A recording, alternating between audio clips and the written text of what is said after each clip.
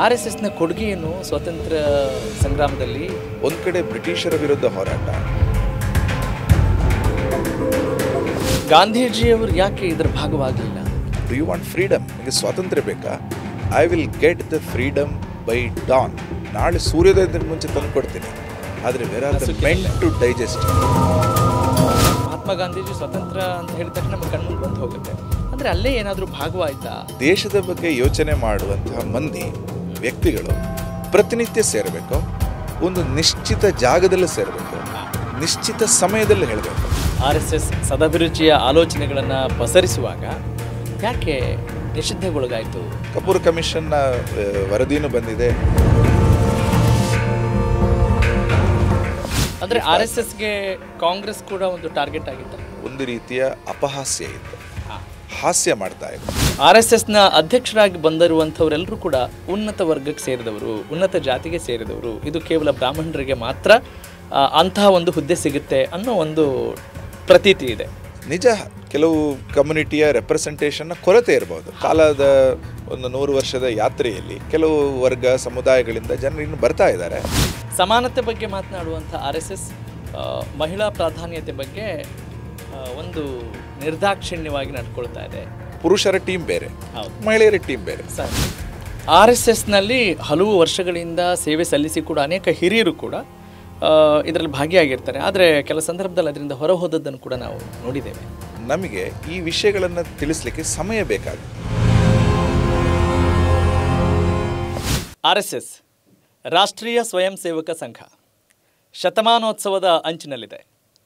100 ವಸಂತಗಳನ್ನು ಪೂರೈಸ್ತಾ ಇರೋ ಈ ಸಂಭ್ರಮದಲ್ಲಿ RSS ಯಾವೆಲ್ಲ ಸಾಧನೆಗಳನ್ನು ಮಾಡ್ಕೊಂಡು ಬಂದಿದೆ, ಆ ಸ್ಥಾಪನೆಯ ಮೂಲ ಉದ್ದೇಶ ಏನು, ಸಮಾಜದಲ್ಲಿ ಯಾವ ರೀತಿ ತನ್ನ ಕೊಡುಗೆಗಳನ್ನು ಕೊಡ್ತಾ ಇದೆ. ತಮ್ಮೆಲ್ಲರಿಗೂ ಗೊತ್ತಿರೋ ಹಾಗೆ RSSನ ಶಿಸ್ತು ಮತ್ತು ಸೇವೆಗೆ ಮೆಚ್ಚಿ RSSನ ಹೊಗಳುವವರು ಇದ್ದಾರೆ. ಕೆಲವು ರಾಜಕೀಯ ಕಾರಣಗಳಿಂದಾಗಿ ಟೀಕೆಗಳನ್ನು ಮಾಡುವವರು ಕೂಡ ಇದ್ದಾರೆ. ಹೀಗೆ ಹಲವು ಆಯಾಮಗಳಲ್ಲಿ ಈ ಸಂದರ್ಭದಲ್ಲಿ ನಾವು RSS ಬಗ್ಗೆ ಮಾತನಾಡ್ತಾ ಹೋಗೋಣ. ವೆಲ್ಕಮ್ ಟು ಚಿಂತನ ಪ್ರಭಾ. ನಾನು ನಿಮ್ಮ ರಾಘವ ಸೂರ್ಯ.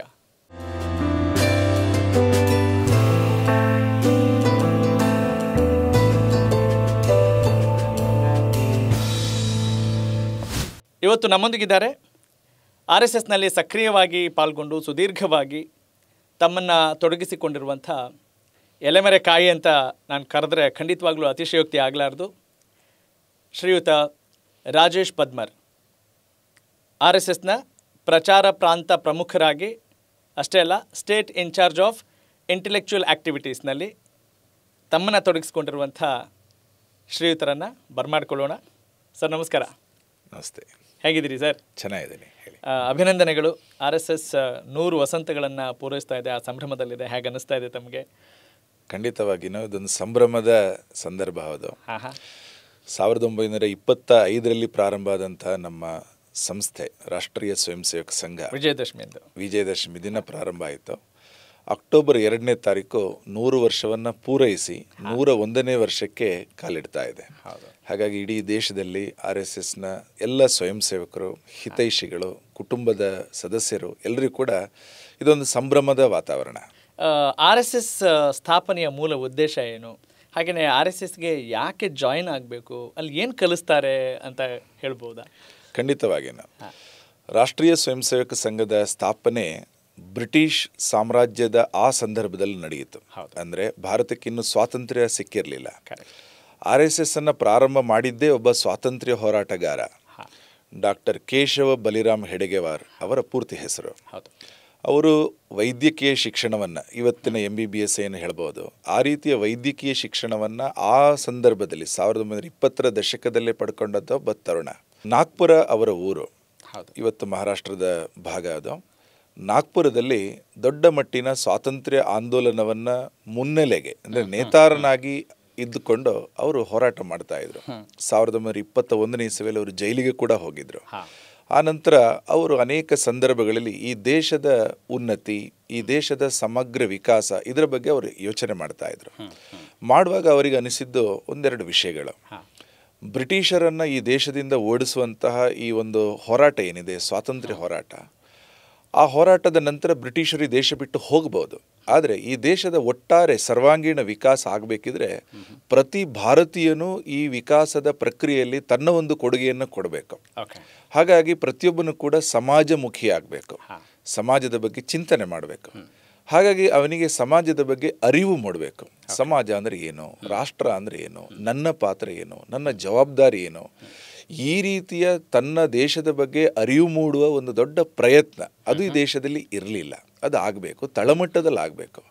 ಹಾಗಾಗಿ ಒಂದು ಸಾಮಾಜಿಕ ಸಾಂಸ್ಕೃತಿಕ ಆಂದೋಲನವನ್ನು ಪ್ರಾರಂಭ ಮಾಡುವ ಹಿನ್ನೆಲೆಯಲ್ಲಿ ಡಾಕ್ಟರ್ ಹೆಡ್ಗೇವಾರ್ ಅವರು ಒಂದು ಸಮಾನ ಮನಸ್ಕ ಗೆಳೆಯರೊಂದಿಗೆ ಸೇರಿಕೊಂಡು 1925 10 ಜನರೊಂದಿಗೆ 17 ಮಂದಿ ಇದ್ರು. ಅವರ ಮನೆಯ ಮೊದಲ ಮಹಡಿಯ ಒಂದು ಕೋಣೆಯಲ್ಲಿ ಈ ಚಿಂತನೆಯನ್ನು ಹರಿಬಿಟ್ರು. ಅಂದರೆ ಈ ಚಿಂತನೆ ಬಗ್ಗೆ ಅವರು ಡಿಸ್ಕಷನ್ ಮಾಡಿದರು. ಒಂದು ರೀತಿಯಲ್ಲಿ ಒಂದು ಇನ್ಫಾರ್ಮಲ್ ಡಿಸ್ಕಷನ್. ಯಾಕೆ ಆ ಸಂದರ್ಭ ಬಂತು ಅಂತ ಅನ್ಸುತ್ತೆ? ಯಾಕಂತ ಹೇಳಿದ್ರೆ ನೀವು ಹೇಳ್ತಾ ಇದ್ದೀರಿ ಸ್ವತಂತ್ರ ಹೋರಾಟಗಾರರಾಗಿದ್ದರು ಅಂತ ಹೇಳ್ತಾ ಇದ್ದೀರಿ. ಆದರೆ ಇಲ್ಲಿವರೆಗೂ RSS ದೊಡ್ಡ ಟೀಕೆಯನ್ನು ಏನು ಎದುರಿಸುತ್ತೆ ಅಂತ ಹೇಳಿದರೆ, RSSನ ಕೊಡುಗೆಯನ್ನು ಸ್ವಾತಂತ್ರ್ಯ ಸಂಗ್ರಾಮದಲ್ಲಿ ಅಥವಾ ಸ್ವಾತಂತ್ರ್ಯ ಬರಲಿಕ್ಕೆ ಅನ್ನೋ ಅನೇಕ ಟೀಕೆಗಳನ್ನು ಎದುರಿಸ್ತಾನೆ ಇರುತ್ತೆ. ಯಾವ ಸಂದರ್ಭ ಉಂಟಾಗಿ ಇಂಥ ಒಂದು ಆಲೋಚನೆಯನ್ನು ಹೆಡ್ಗೇವಾರ್ ಮಾಡಿದರು ಅಂತ ಹೇಳ್ತೀರಿ? ಸಂಘದ ಪ್ರಾರಂಭನೇ ಸ್ವಾತಂತ್ರ್ಯ ಹೋರಾಟದ ಆಶಯ ಏನಿತ್ತು, ಕಾನ್ಸೆಪ್ಟ್, ಅದಕ್ಕೆ ಪೂರಕವಾಗಿಯೇ ಇತ್ತು. ಅಂದರೆ ಸಂಘದ ಪ್ರಾರಂಭ ಮತ್ತು ಸ್ವಾತಂತ್ರ್ಯ ಸಂಘ ಇದು ಬೇರೆ ಬೇರೆ ಅಲ್ಲ.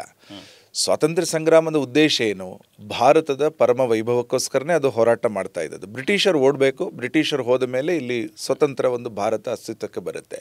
ಸಂಘದ ಯೋಚನೆಯೂ ಅದೇನೆ. ಸಂಘ ಪ್ರಾರಂಭ ಆದ ತಕ್ಷಣವೇ ಸಂಘದ ಪ್ರತಿನಿತ್ಯದ ಪ್ರಾರ್ಥನೆ ಪ್ರತಿಜ್ಞೆಗಳಲ್ಲಿ ಈ ದೇಶದ ಸ್ವಾತಂತ್ರ್ಯ ಹೋರಾಟದ ಬಗ್ಗೆ ಸ್ವಯಂ ಸೇವಕರು ಸಂಕಲ್ಪವನ್ನು ತೊಡ್ತಾ ಇದ್ರು. ಹಾಗಾಗಿ ಸಂಘ ಮತ್ತು ಸ್ವಾತಂತ್ರ್ಯ ಸಂಗ್ರಾಮದ ಕಾನ್ಸೆಪ್ಟ್, ಆಶಯಗಳು ಏನಿದೆ ಅದು ಬೇರೆ ಬೇರೆ ಅಲ್ಲ, ಅದಕ್ಕೆ ಪೂರಕವಾಗಿಯೇ ಇತ್ತು. ಅಂದರೆ ಆ ಸಂದರ್ಭದಲ್ಲಿ ಒಗ್ಗಟ್ಟಿರಲಿಲ್ವಾ ಸ್ವತಂತ್ರ ಸಂಗ್ರಾಮದಲ್ಲಿ? ಖಂಡಿತ ಇತ್ತು, ಒಗ್ಗಟ್ಟು ಖಂಡಿತ ಇತ್ತು. ಆದರೆ ಪ್ರಯತ್ನಗಳು ಬಹುಮುಖದ್ದಿತ್ತು. ಭಾರತದ ಸ್ವಾತಂತ್ರ್ಯ ಸಂಗ್ರಾಮ ಏಕಮುಖದ್ದಲ್ಲ, ಬಹುಮುಖದ ಒಂದು ಸ್ವಾತಂತ್ರ್ಯ ಸಂಗ್ರಾಮ.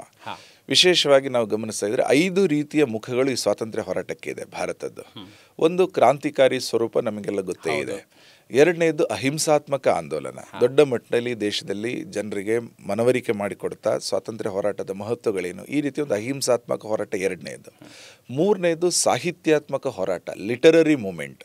ಅಂದರೆ ಕವಿತೆಗಳನ್ನು ಬರೆಯೋ ಮೂಲಕ, ಲೇಖನಗಳನ್ನು ಬರೆಯೋ ಮೂಲಕ, ಅನೇಕ ರೀತಿಯಂತಹ, ಈಗ ಭಾರತ ಮಾತೆ ಚಿತ್ರಗಳನ್ನು ಅವನೀಂದ್ರನಾಥ್ ಠಾಕೂರ್ ಅವರು ಬಿಡಿಸಿದ್ರು. ಈ ಥರ ಒಂದು ಸಾಹಿತ್ಯಕ ಒಂದು ಹಿನ್ನೆಲೆ ಭಾರತಕ್ಕಿತ್ತು. ವಿಶೇಷವಾಗಿ ಅನೇಕ ಪತ್ರಿಕೆಗಳು ಬಂದಿತ್ತು. ಅದು ಲೋಕಮಾನ್ಯ ತಿಲಕರ ಮರಾಠ ಕೇಸರಿ ಪತ್ರಿಕೆಗಳು, ಈ ಥರ ಸೇರ್ಕೊಂಡಾಗ ಒಂದು ಲಿಟರರಿ ಮೂವ್ಮೆಂಟ್ ನಮ್ಮ ದೇಶದ ಒಂದು ವಿಶೇಷತೆ. ನಾಲ್ಕನೆಯದ್ದು ಸಮಾಜ ಸುಧಾರಣೆಯ ಭಾಗ. ಒಂದು ಕಡೆ ಬ್ರಿಟಿಷರ ವಿರುದ್ಧ ಹೋರಾಟ, ಇನ್ನೊಂದು ಕಡೆ ನಮ್ಮ ಸಮಾಜದಲ್ಲಿ ಬೀಡು ಬಿಟ್ಟಿದ್ದಂತಹ ಅಸ್ಪೃಶ್ಯತೆ, ಜಾತೀಯತೆ, ಅನೇಕ ಕುರೀತಿಗಳು, ಸಮಾಜ ಸುಧಾರಣೆಯ ಒಂದು ಸ್ವರೂಪನು ಸ್ವಾತಂತ್ರ್ಯ ಹೋರಾಟಕ್ಕೆ ದೊಡ್ಡ ಪ್ರಯತ್ನವನ್ನು ಕೊಡ್ತು.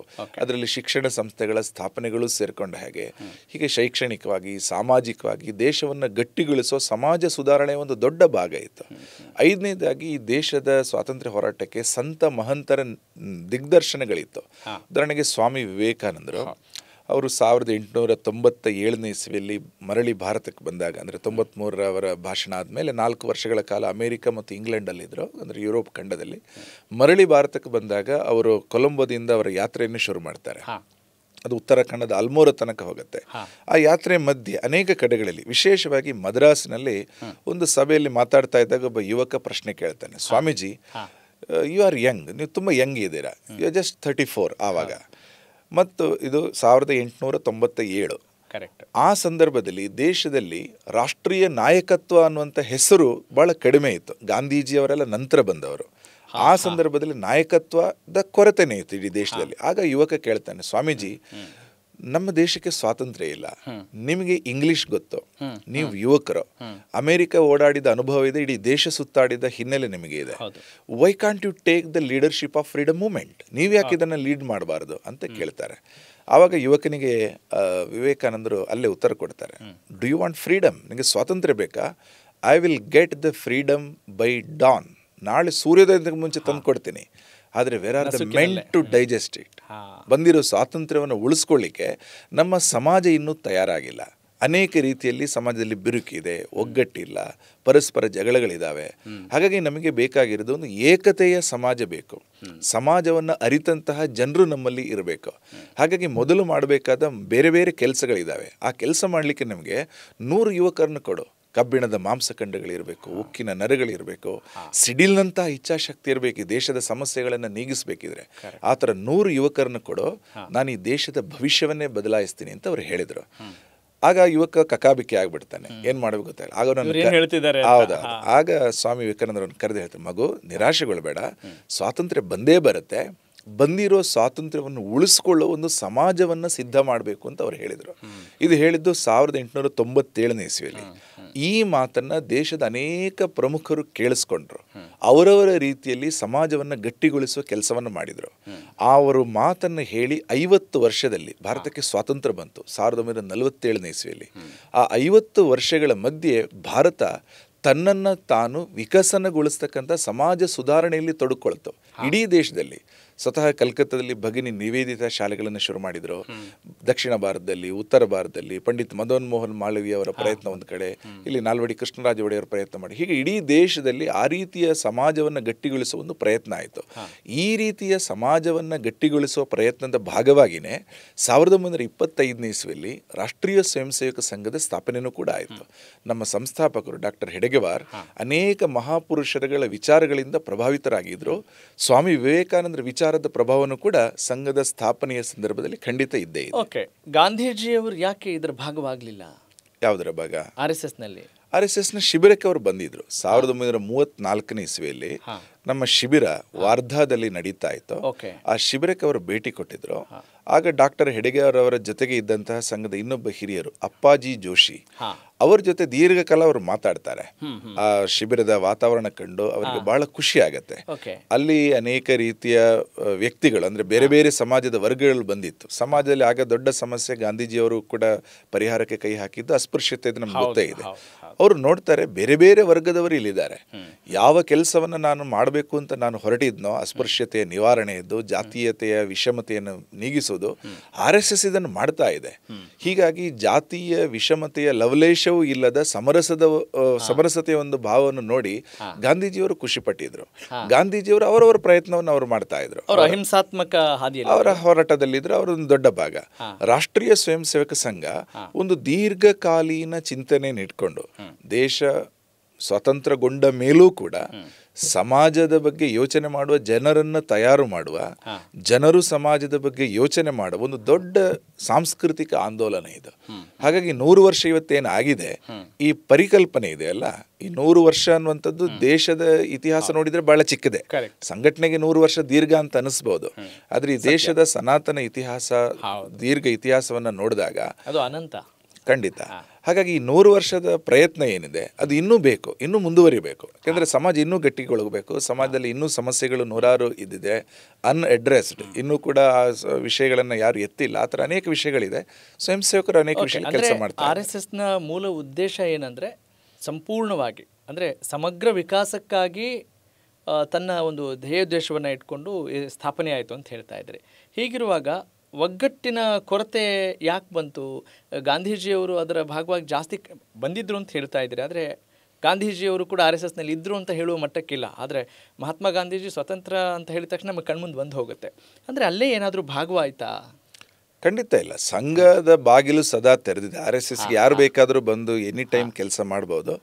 ಅನೇಕ ಮಂದಿ ಬಂದಿದ್ದಾರೆ. ಗಾಂಧೀಜಿ ಆಗ ಆಲ್ರೆಡಿ ಎಸ್ಟಾಬ್ಲಿಷ್ಡ್ ಒಬ್ಬ ರಾಷ್ಟ್ರೀಯ ನಾಯಕ. ಅವರು RSSನ ಭಾಗ ಆಗಬೇಕು ಅಂತ RSSನ ಉದ್ದೇಶ ಆ ಥರ ಅಲ್ಲ ಅವರು. ಆದರೆ ಗಾಂಧೀಜಿಯವರ ಯೋಚನೆಯನ್ನು ಸಂಘ ಉಳ್ಕೊಂಡಿದೆ ಇವತ್ತು ಕೂಡ. ಇವತ್ತು ಸಂಘ 100 ವರ್ಷದಲ್ಲಿ ಏನು ದೇಶದ ಕೆಲಸ ಮಾಡ್ತಾ ಇದೆ, ಅನೇಕ ರಾಷ್ಟ್ರೀಯ ಮಹಾಪುರುಷರುಗಳು ಹೇಳಿದ ವಿಚಾರಗಳನ್ನು ತಗೊಂಡಿದೆ. ಉದಾಹರಣೆಗೆ ಗಾಂಧೀಜಿಯವರು ಹೇಳಿದ ಸ್ವದೇಶಿ, ಅಹಿಂಸೆ, ಗ್ರಾಮ ಸ್ವರಾಜ್ಯ, ಸ್ವಚ್ಛ ಭಾರತ, ಅನೇಕ ವಿಷಯಗಳಲ್ಲಿ RSSನ ಸ್ವಯಂ ಸೇವಕರು ಕೆಲಸ ಮಾಡ್ತಾ ಇದ್ದಾರೆ. ಅಂದರೆ ಗಾಂಧೀಜಿಯವರ ಅನೇಕ ಆಶಯಗಳೇನಿತ್ತು, ಅಸ್ಪೃಶ್ಯತೆ ನಿವಾರಣೆ ಸೇರ್ಕೊಂಡ ಹಾಗೆ ಈ ಸ್ವದೇಶಿ ವಿಷಯಗಳೆಲ್ಲ ಏನಿದೆ, ಆತ್ಮನಿರ್ಭರತೆ, ಸ್ವಾವಲಂಬಿ ಆಗುವಂಥದ್ದು, ಈ ಥರ ಅನೇಕ ವಿಷಯಗಳು, ಮತ್ತು ಹಳ್ಳಿಗಳ ಸಬಲೀಕರಣ. ಇವತ್ತು ನಾವು ಅದನ್ನು ಗ್ರಾಮ ವಿಕಾಸ ಅಥವಾ ಗ್ರಾಮ ಸ್ವರಾಜ್ಯದ ಕಲ್ಪನೆಯನ್ನು ನಾವೇನು ಹೇಳ್ತೀವಿ, ಈ ರೀತಿ ಗಾಂಧೀಜಿಯವರ ಅನೇಕ ವಿಚಾರಗಳನ್ನು ಸಂಘದ ಸ್ವಯಂ ಸೇವಕರು ಅಲ್ಲಲ್ಲಿ ಪಾಲಿಸುವ ಕೆಲಸವನ್ನು ಮಾಡ್ತಾ ಇದ್ದಾರೆ. ಆದರೆ ಸಂಘದ ವಿಕಾಸ 100 ವರ್ಷದ ಏನಾಗಿದೆ ಅದು ಕ್ರಮೇಣ ಆಗ್ತಾ ಹೋಯಿತು, ನಿಧಾನಕ್ಕೆ ಆಗ್ತಾ ಹೋಯಿತು. ಆ ಹಿನ್ನೆಲೆಯಲ್ಲಿ ನಾವು ಗಮನಿಸ್ತಾ ಇದ್ರಿ ವಿಶೇಷವಾಗಿ 1925ನೇ ಇಸ್ವಿಯಲ್ಲಿ ನಾಗ್ಪುರದಲ್ಲಿ ಡಾಕ್ಟರ್ ಹೆಡ್ಗೆ ಅವರವರ ಮನೆಯಲ್ಲಿ ಈ ಚಿಂತನೆ ಶುರುವಾಯಿತು. ಆವಾಗ ಇದಕ್ಕೆ RSS ಅನ್ನೋ ಹೆಸರು ಇರಲಿಲ್ಲ, ರಾಷ್ಟ್ರೀಯ ಸ್ವಯಂ ಸೇವಕ ಸಂಘ. ಈ ಹೆಸರು ಬಂದದ್ದೇ 1926ರ ಏಪ್ರಿಲ್ ತಿಂಗಳಲ್ಲಿ. ಅಂದ್ರೆ ಸಂಘಟನೆ ಒಂದು ಹೆಸರಿನ ಜೊತೆಗೆ ಪ್ರಾರಂಭ ಆಯಿತು ಆ ಥರ ಇಲ್ಲ. ಹೆಸರನ್ನ ಯಾರೋ ಕೊಟ್ಟರು, ಒಬ್ಬ ಸಾಮಾನ್ಯ ಕಾರ್ಯಕರ್ತರೊಬ್ಬರು ಹೆಸರನ್ನ ಸಜೆಸ್ಟ್ ಮಾಡಿದ್ರು, ಆಮೇಲೆ ಹೆಸರು ಬಂತು ರಾಷ್ಟ್ರೀಯ ಸ್ವಯಂ ಸೇವಕ ಸಂಘ. ಆನಂತರ ಸಂಘದ ವಿಕಾಸ ಆಗ್ತಾ ಹೋಯಿತು. ಒಂದೊಂದೇ ವಿಷಯಗಳಲ್ಲಿ RSSನ ಯೋಚನೆಗಳು ಬರ್ತಾ ಬರ್ತಾ ಬರ್ತಾ ಇವತ್ತಿನ RSS ಏನಿದೆ ಇದು ಅನೇಕ ವರ್ಷಗಳ ಟ್ರಯಲ್ ಆ್ಯಂಡ್ ಎರರ್, ಬೇರೆ ಬೇರೆ ಸಲಹೆಗಳನ್ನು ತಗೊಂಡು ವಿಕಾಸ ಆಗ್ತಾ ಬಂದಿದೆ. ವಿಶೇಷವಾಗಿ ಈಗ ನೀವು RSSನ ಶಾಖೆಗಳ ಬಗ್ಗೆ ನೀವು ಕೇಳಿದಿರಿ. ಶಾಖೆ ಅಂದರೆ ಪ್ರತಿನಿತ್ಯ 1 ಗಂಟೆ ಸೇರುವಂಥ ಒಂದು ದಿನನಿತ್ಯದ ಸಂಸ್ಕಾರದ ಕಾರ್ಯಕ್ರಮ ಅದು. ಈ ಶಾಖೆ ಶುರುವಾದದ್ದು 1926 ಮೇ 28ನೇ ತಾರೀಕು ಶುರುವಾಯಿತು. ಅಲ್ಲಿ ತನಕ ಒಟ್ಟು ಸೇರ್ತಾ ಇದ್ರು, ಆಗೊಮ್ಮೆ ಈಗೊಮ್ಮೆ ಸೇರ್ತಾ ಇದ್ರು. ಕೆಲವೊಮ್ಮೆ ಗುರುವಾರ, ಕೆಲವೊಮ್ಮೆ ಸೋಮವಾರ ವ್ಯಾಯಾಮಕ್ಕೋಸ್ಕರ ಸೇರ್ತಾ ಇದ್ರು, ಗರಡಿ ಮನೆಗಳಲ್ಲಿ ಸೇರ್ತಾ ಇದ್ರು. ಆದರೆ ಈ ದೇಶದ ಬಗ್ಗೆ ಯೋಚನೆ ಮಾಡುವಂತಹ ವ್ಯಕ್ತಿಗಳು ಪ್ರತಿನಿತ್ಯ ಸೇರಬೇಕು, ಒಂದು ನಿಶ್ಚಿತ ಜಾಗದಲ್ಲಿ ಸೇರಬೇಕು, ನಿಶ್ಚಿತ ಸಮಯದಲ್ಲಿ ಹೇಳಬೇಕು. ಯಾವುದೋ ಸಂದರ್ಭದಲ್ಲಿ ಎಲ್ಲೆಲ್ಲೋ ಸೇರುವಂಥದ್ದಲ್ಲ, ನಿಶ್ಚಿತ ಜಾಗ, ನಿಶ್ಚಿತ ಸಮಯ, ನಿಶ್ಚಿತ ಟೈಮಲ್ಲಿ ಅದನ್ನು ಸೇರಿದರೆ ಸುಮಾರು 1 ಗಂಟೆ ಸೇರಿದ್ರೆ ಇದನ್ನು ಶಾಖೆ ಅಂತ ನಾವು ಕರಿತೀವಿ. ಸೊ ಆ ರೀತಿಯ ಮೊದಲ ಶಾಖೆ 1926 ಮೇ 28ಕ್ಕೆ ಶುರುವಾದಂಥ ಜಾಗ ಏನಿತ್ತು ಅದನ್ನು ಮೊಹಿತೆ ವಾಡ ಅಂತ ಕರಿತೀವಿ. ವಾಡ ಅಂದರೆ ಒಂದು ಬಡಾವಣೆ, ಲೇಔಟ್ ಅಂತ ಅರ್ಥ. ಸೊ ಅಲ್ಲಿ ಒಂದು ಮೊಹಿತೆ ವಾಡ ಅನ್ನೋ ಒಂದು ಮೈದಾನ, ನಾವು ಅದನ್ನು RSSನ ಭಾಷೆಯಲ್ಲಿ ಸಂಘಸ್ಥಾನ ಅಂತ ಕರಿತೀವಿ. ಇಲ್ಲಿ ಸಂಘ ಇದೆಯಾ ಅದು ಸಂಘಸ್ಥಾನ ಅಂತ. ಸೊ ಆ ಕರ್ನಾಟಕದಲ್ಲಿ ವಾಡೆ ಅಂತ ಅಲ್ಲಿ ಸಂಘ ಶುರುವಾಯಿತು. ಕ್ರಮೇಣ ಅಲ್ಲಿನ ಪಕ್ಕದ ಕೆಲವು ಪ್ರದೇಶಗಳಿಗೆ ಅದು ವಿಸ್ತರಿಸ್ತು, ನಂತರ ಪಕ್ಕದ ನಗರಗಳಿಗೆ ವಿಸ್ತರಿಸ್ತು. ನಾಸಿಕ್, ಪುಣೆ, ವಾರ್ಧಾ, ಮುಂಬೈ, ಬೇರೆ ಬೇರೆ ಕಡೆಗಳಿಗೆ ಹೋಯಿತು. 1940ನೇ ಇಸ್ವಿಯಲ್ಲಿ ಅಂದರೆ RSS ಪ್ರಾರಂಭವಾಗಿ 15 ವರ್ಷಕ್ಕೆ ಆವಾಗ ಭಾರತದಲ್ಲಿದ್ದ ಎಲ್ಲ ಪ್ರಾಂತ್ಯಗಳಿಗೆ ತಲುಪ್ತು. ಆಗ ರಾಜ್ಯಗಳೇ ಇರಲಿಲ್ಲ, ಪ್ರಾಂತ್ಯಗಳಿತ್ತು. ಎಲ್ಲ ಪ್ರಾಂತ್ಯಗಳಿಗೆ RSSನ ಘಟಕ ವಿಸ್ತರಣೆಗೊಳ್ತು. 1980ನೇ ಇಸ್ವಿಯಲ್ಲಿ ಅವತ್ತು ಭಾರತದ ಎಲ್ಲ ರೆವೆನ್ಯೂ ಡಿಸ್ಟ್ರಿಕ್ಟ್ಗಳಿಗೆ ಸಂಘ ತಲುಪ್ತು, ಎಲ್ಲ ಜಿಲ್ಲೆಗಳಿಗೆ ಸಂಘ ತಲುಪ್ತು. 1996ನೇ ಇಸ್ವಿಯಲ್ಲಿ ದೇಶದ ಎಲ್ಲ ರೆವೆನ್ಯೂ ತಾಲೂಕುಗಳಲ್ಲಿ ಸಂಘ ಬಂತು. ತಾಲೂಕುಗಳಲ್ಲೂ ಒಬ್ಬ ಕಾರ್ಯದರ್ಶಿ, ಇನ್ನೊಬ್ಬರಲ್ಲಿನ ಸ್ವಲ್ಪ ಫಿಸಿಕಲ್ ಟ್ರೈನಿಂಗ್ ಮಾಡುವ ಶಾರೀರಿಕ ಪ್ರಮುಖ, ಈ ಥರ ಎಲ್ಲ ತಾಲೂಕುಗಳ ಮಟ್ಟದಲ್ಲಿ ವಿಸ್ತರಣೆ ಆಯಿತು. ಈಗ ನಾವು 2025ನೇ ಇಸ್ವಿಯಲ್ಲಿ ಇದ್ದೀವಿ. ಈ ವರ್ಷ RSSನ ಉದ್ದೇಶ ಇರುವಂಥದ್ದು ದೇಶದ ಎಲ್ಲ ಮಂಡಲಗಳು, ಅಂದರೆ ಒಂದು ಗ್ರಾಮ ಪಂಚಾಯಿತಿ ಮಟ್ಟ, ಒಂದು 2-3 ಪಂಚಾಯತ್ ಸೇರಿಸೂ ಆಗ್ಬೋದು, ಮಂಡಲಗಳು ಅಥವಾ ಸಿಟಿಗಳಲ್ಲಿ ನಾವು ವಾರ್ಡ್ ಅಂತ ಕರಿತೀವಿ. ವಸತಿ ಅನ್ನೋ ಶಬ್ದವನ್ನು ನಾವು ಸಾಮಾನ್ಯ ಇಂಟರ್ನಲ್ಲಿ ಬಳಸ್ತೀವಿ. ಈ ಥರ ದೇಶದ ಎಲ್ಲ ಮಂಡಲಗಳು ಅಥವಾ ವಸತಿಗಳು, ಅಲ್ಲಿಗೆ RSSನ ಘಟಕ ತನ್ನ ಚಟುವಟಿಕೆ ಮಾಡಬೇಕು ಅನ್ನೋ ದೃಷ್ಟಿಯಿಂದ ಈ ವರ್ಷದ ಔಟ್ರೀಚ್ ನಮ್ಮದು ಮಂಡಲ ಮತ್ತು ವಸತಿಗಳ ಮಟ್ಟದಲ್ಲಿ ಇದೆ. ಅಂದರೆ ಕಳೆದ 100 ವರ್ಷದಲ್ಲಿ ನೀವು ನೋಡ್ತಾ ಇದ್ರೆ ಎಲ್ಲ ಪ್ರಾಂತಗಳು, ಜಿಲ್ಲೆಗಳು, ತಾಲೂಕುಗಳು ಇವತ್ತು ಎಲ್ಲ ಮಂಡಲಗಳಿಗೆ ತಲುಪುವಷ್ಟರ ಮಟ್ಟಿಗೆ ಸಂಘ ಇಡೀ ದೇಶದಲ್ಲಿ ಬೆಳೆದಿದೆ, ವ್ಯಾಪಿಸಿದೆ. ಕೇವಲ ಭಾರತದಲ್ಲಿ ಮಾತ್ರ ಅಲ್ಲ, ದೇಶದ ಹೊರಗೆ ಸುಮಾರು 53 ದೇಶಗಳಲ್ಲಿ RSSನ ಸ್ವಯಂ ಸೇವಕರು ಇಲ್ಲಿಂದ ಯಾರು ಹೋಗಿದ್ದಾರೆ ಅಲ್ಲಿ ಪ್ರತಿನಿತ್ಯ 1 ಗಂಟೆ ಸೇರುವಂಥದ್ದು ಶಾಖೆಗಳು, ಅಲ್ಲಿ ಸ್ವಲ್ಪ ದೇಶದ ಬಗ್ಗೆ, ಸಂಸ್ಕೃತಿ ಬಗ್ಗೆ, ಮಾನವ ಇತಿಹಾಸದ ಬಗ್ಗೆ, ಒಟ್ಟು ಜಗತ್ತಿನ ಶಾಂತಿಯ ಬಗ್ಗೆ ಯೋಚನೆ ಮಾಡತಕ್ಕಂಥ ಕೆಲಸವನ್ನು ಅಲ್ಲಲ್ಲಿನ ಕಾರ್ಯಕರ್ತರು ಮಾಡ್ತಾರೆ. ಹೀಗಾಗಿ ಸಂಘ ಇವತ್ತು ವಿಸ್ತೃತವಾಗಿ ಬೆಳೆದು ನಿಂತಿರುವ ಒಂದು ದೊಡ್ಡ ಸಂಘಟನೆ. ಕಳೆದ 100 ವರ್ಷ ಇದಕ್ಕೆ ಬೇಕಾಯಿತು ಇಷ್ಟೊಂದು ವಿಸ್ತೃತವಾಗಿ. ನಾವು ಸಾಮಾನ್ಯವಾಗಿ 2 ಶಬ್ದಗಳನ್ನು ಬಳಸ್ತೀವಿ. ಒಂದು ಸರ್ವವ್ಯಾಪಿ, ಇನ್ನೊಂದು ಸರ್ವಸ್ಪರ್ಶಿ. ಸರ್ವವ್ಯಾಪಿ ಅಂದರೆ ಹೆಚ್ಚಿನ ಕಡೆಗಳಿಗೆ ತಲುಪಬೇಕು. RSS ನಗರದಲ್ಲಿದೆ, ಗ್ರಾಮಾಂತರ ಪ್ರದೇಶಗಳಲ್ಲಿದೆ, ಕಾಡಿನ ವನವಾಸಿ ಪ್ರದೇಶಗಳಲ್ಲೂ ಇದೆ, ಅರುಣಾಚಲ ಪ್ರದೇಶದಂಥ ಗುಡ್ಡಗಾಡಿನ ಪ್ರದೇಶಗಳು, ಅಲ್ಲಿ ಸ್ವಲ್ಪ ಜನರು ಹೋಗಿ ಬಂದು ಸೇರೋದೇ ಕಷ್ಟ, ಪರ್ವತದ ತಪ್ಪಲುಗಳು ಇದೆ, ಅಲ್ಲಿಗೆ ಸೇರಿದೆ. ಅನೇಕ ದುರ್ಗಮ ಪ್ರದೇಶಗಳು ಜನರಿದ್ದಾರೆ, ಆದರೆ ಸಾಮಾನ್ಯ ವ್ಯವಸ್ಥೆಗಳು, ಸರ್ಕಾರಿ ವ್ಯವಸ್ಥೆಗಳು ಇನ್ನೂ ಸ್ವಲ್ಪ ಕಷ್ಟದಲ್ಲಿ ತಲುಪ್ತಾ ಇದೆ. ಅಲ್ಲೂ ಕೂಡ RSSನ ಶಾಖೆ ಇದೆ. ಆದರೆ RSS ಶಾಖೆ ಯಾವುದೋ ಒಂದು ಸಿಟಿಯ ಪಾರ್ಕಿಗೆ, ಮೈದಾನಕ್ಕೆ ಮಾತ್ರ ಸೀಮಿತ ಆಗಿಲ್ಲ. ಇಡೀ ದೇಶವಾಸಿಗಳನ್ನ ತಲುಪುವ ದೃಷ್ಟಿಯಿಂದ RSS ಒಂದು ರೀತಿಯಲ್ಲಿ ಸರ್ವವ್ಯಾಪಿ ಅಂತ ಎಲ್ಲರನ್ನೂ ಎಲ್ಲ ವರ್ಗದವರು ಇದ್ದಾರೆ. RSSನಲ್ಲಿ ಕೃಷಿಕರು, ಕೂಲಿ ಕಾರ್ಮಿಕರು, ಅಧ್ಯಾಪಕರು, ವಿದ್ಯಾರ್ಥಿಗಳು, ಪುಟ್ಟ ಮಕ್ಕಳು, ವಯೋವೃದ್ಧರು, ಡಾಕ್ಟರ್ಗಳು, ಇಂಜಿನಿಯರ್ಗಳು, ಬೇರೆ ಬೇರೆ ವೃತ್ತಿಯ ಹಿನ್ನೆಲೆಯುಳ್ಳವರು ಎಲ್ಲರೂ ಬರ್ತಾರೆ. ಹಾಗಾಗಿ ಸಂಘ ಸರ್ವಸ್ಪರ್ಶಿ ಮತ್ತು ಸರ್ವವ್ಯಾಪಿ. ಇದು RSSನ ಎರಡು ವೈಶಿಷ್ಟ್ಯದ ಸಂಗತಿಗಳು. ಇಷ್ಟೆಲ್ಲ ವೈಶಿಷ್ಟ್ಯಗಳನ್ನು ಹೊಂದಿರುವಾಗ RSS ಸದಭಿರುಚಿಯ ಆಲೋಚನೆಗಳನ್ನು ಪಸರಿಸುವಾಗ ಯಾಕೆ ನಿಷಿದ್ಧಗೊಳಗಾಯಿತು? ಯಾಕೆ ಬ್ಯಾನ್ ಆಯಿತು? ಹಲವು ಸಲ ಬ್ಯಾನ್ ಆಯಿತು RSS. ಯಾವ ಕಾರಣಗಳಿಗಾಗಿ? ಒಟ್ಟು 3 ಸಂದರ್ಭಗಳಲ್ಲಿ ಸಂಘದ ಮೇಲೆ ನಿಷೇಧ ಆಯಿತು. ಅದು ಒಂದು ರೀತಿಯಲ್ಲಿ ಅನ್ಫಾರ್ಚುನೇಟ್ ಅಂತಲೇ ಹೇಳಬಹುದು.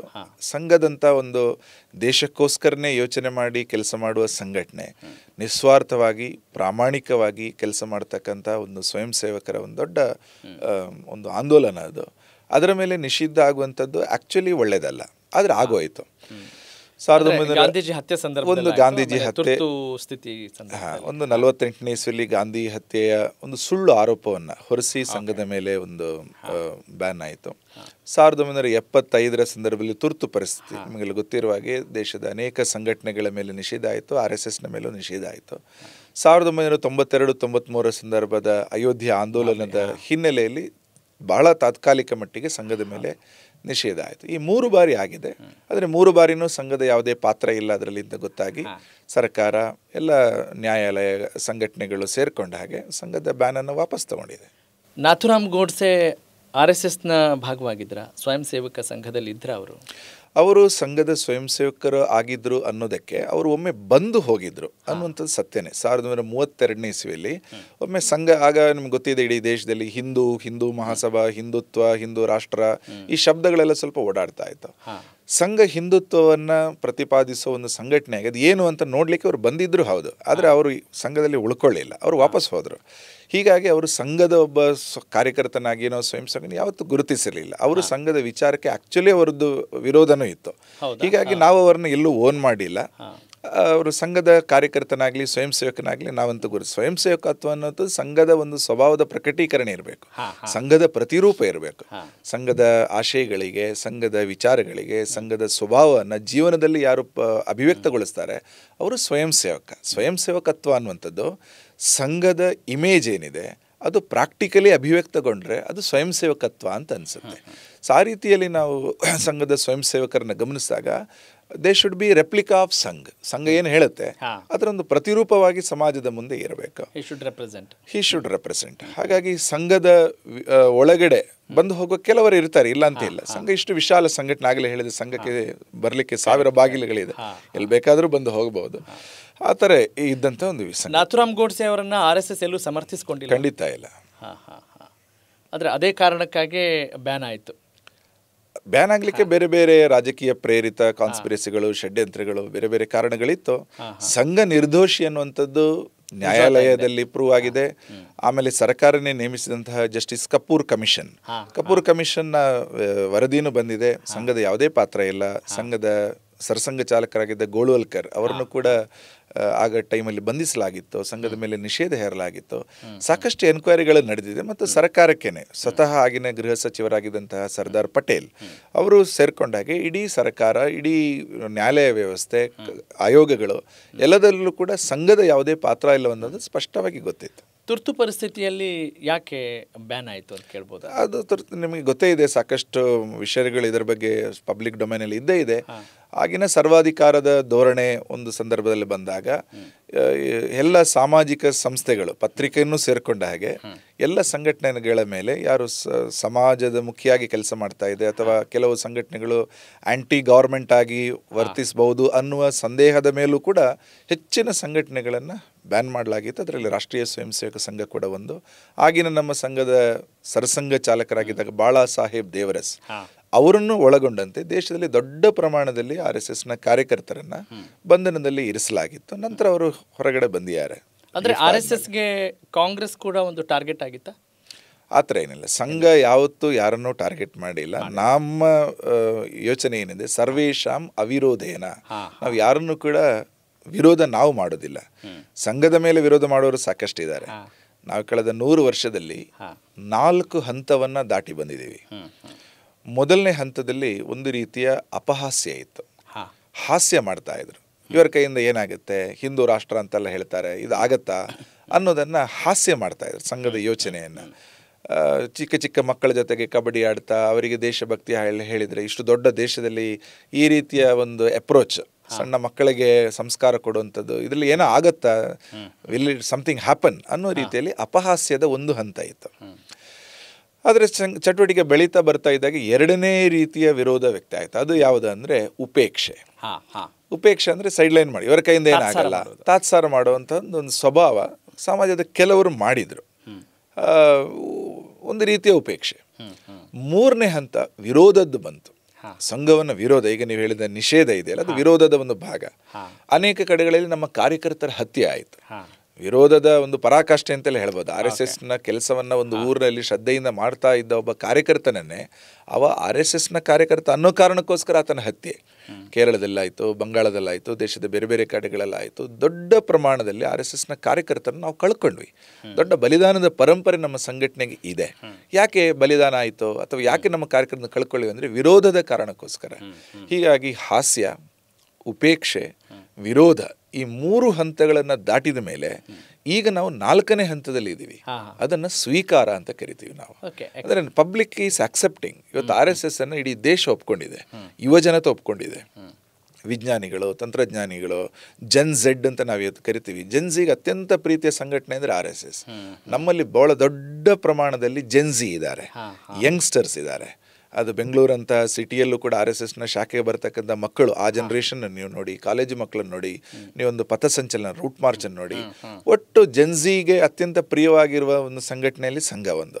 ಹೀಗಾಗಿ ಸಂಘ ಸಮಾಜದ ಸ್ವೀಕೃತಿಯ ಹಂತದಲ್ಲಿ ಇವತ್ತಿದೆ. ನಮ್ಮ ವಿಚಾರಗಳನ್ನು ಒಪ್ಪಿ ಸಂಘದ ಒಳಗಡೆ ನೂರಾರು ಸಾವಿರಾರು ಮಂದಿ ಇವತ್ತು ದೇಶಾದ್ಯಂತ ಬೇರೆ ಬೇರೆ ಬೇರೆ ಹಂತದಲ್ಲಿ ಬರ್ತಾ ಇದ್ದಾರೆ. ಹಾಗಾಗಿ RSS ಕಳೆದ 100 ವರ್ಷದಲ್ಲಿ ಈ 4 ಹಂತಗಳನ್ನು ದಾಟಿ ಬಂದಿದೆ. ಹಾಸ್ಯದ, ಉಪೇಕ್ಷೆಯ, ವಿರೋಧದ ನಂತರ ಈಗ ಸ್ವೀಕಾರದ ಹಂತದಲ್ಲಿ ನಾವಿದ್ದೀವಿ. ಆರಂಭದಲ್ಲಿ ಅನುಮಾನ, ಆಮೇಲೆ ಅವಮಾನ, ಈಗ ಸನ್ಮಾನ ಅಂತೀರಿ.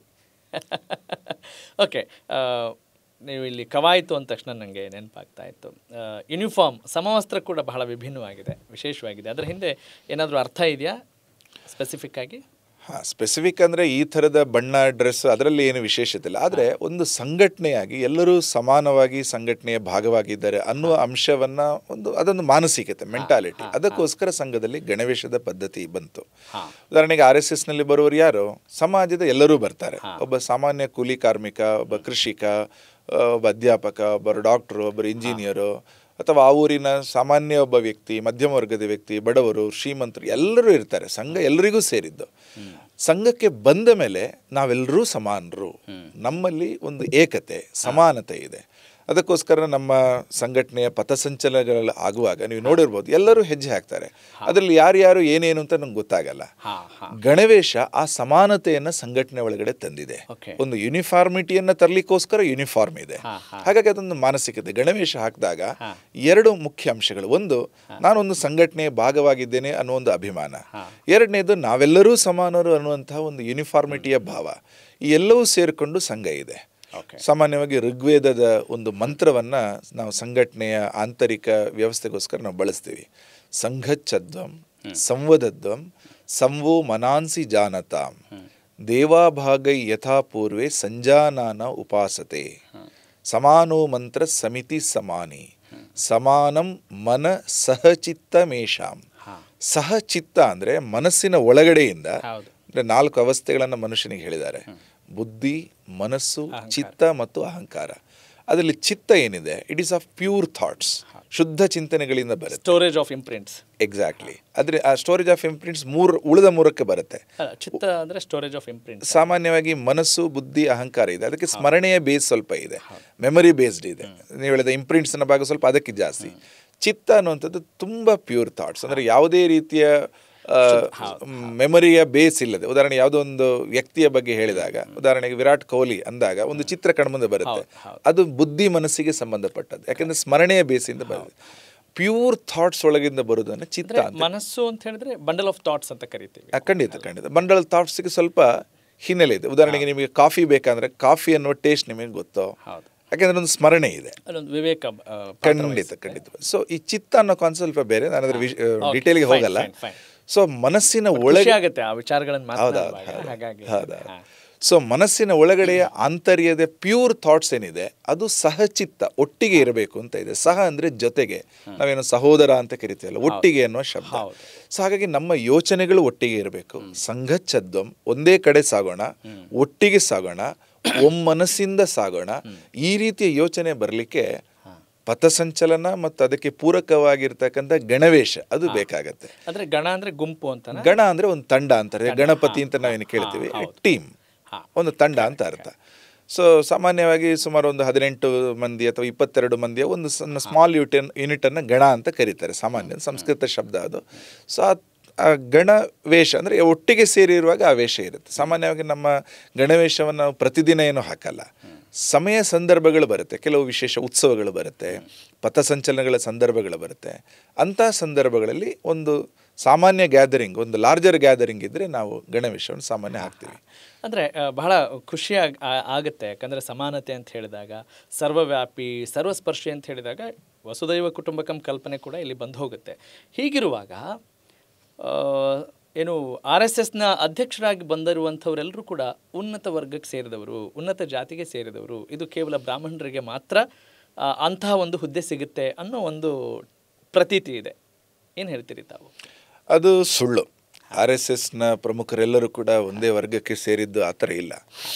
ಕೆಲವರು ನೀವು ಹೇಳಿದ ಆ ಆ್ಯಂಗಲಿಂದ ನೋಡ್ತಾರೆ. ಸಂಘಟನೆ ಯಾವತ್ತೂ ಕೂಡ ಜಾತಿ ಆ್ಯಂಗಲಿಂದ ಸಂಘದ ಟೀಕೆ ಇದೆ ಅಲ್ಲ, ಟೀಕೆ ಎಷ್ಟೋ ಇದೆ, ಟೀಕೆ 1000 ಟೀಕೆಗಳಿದೆ.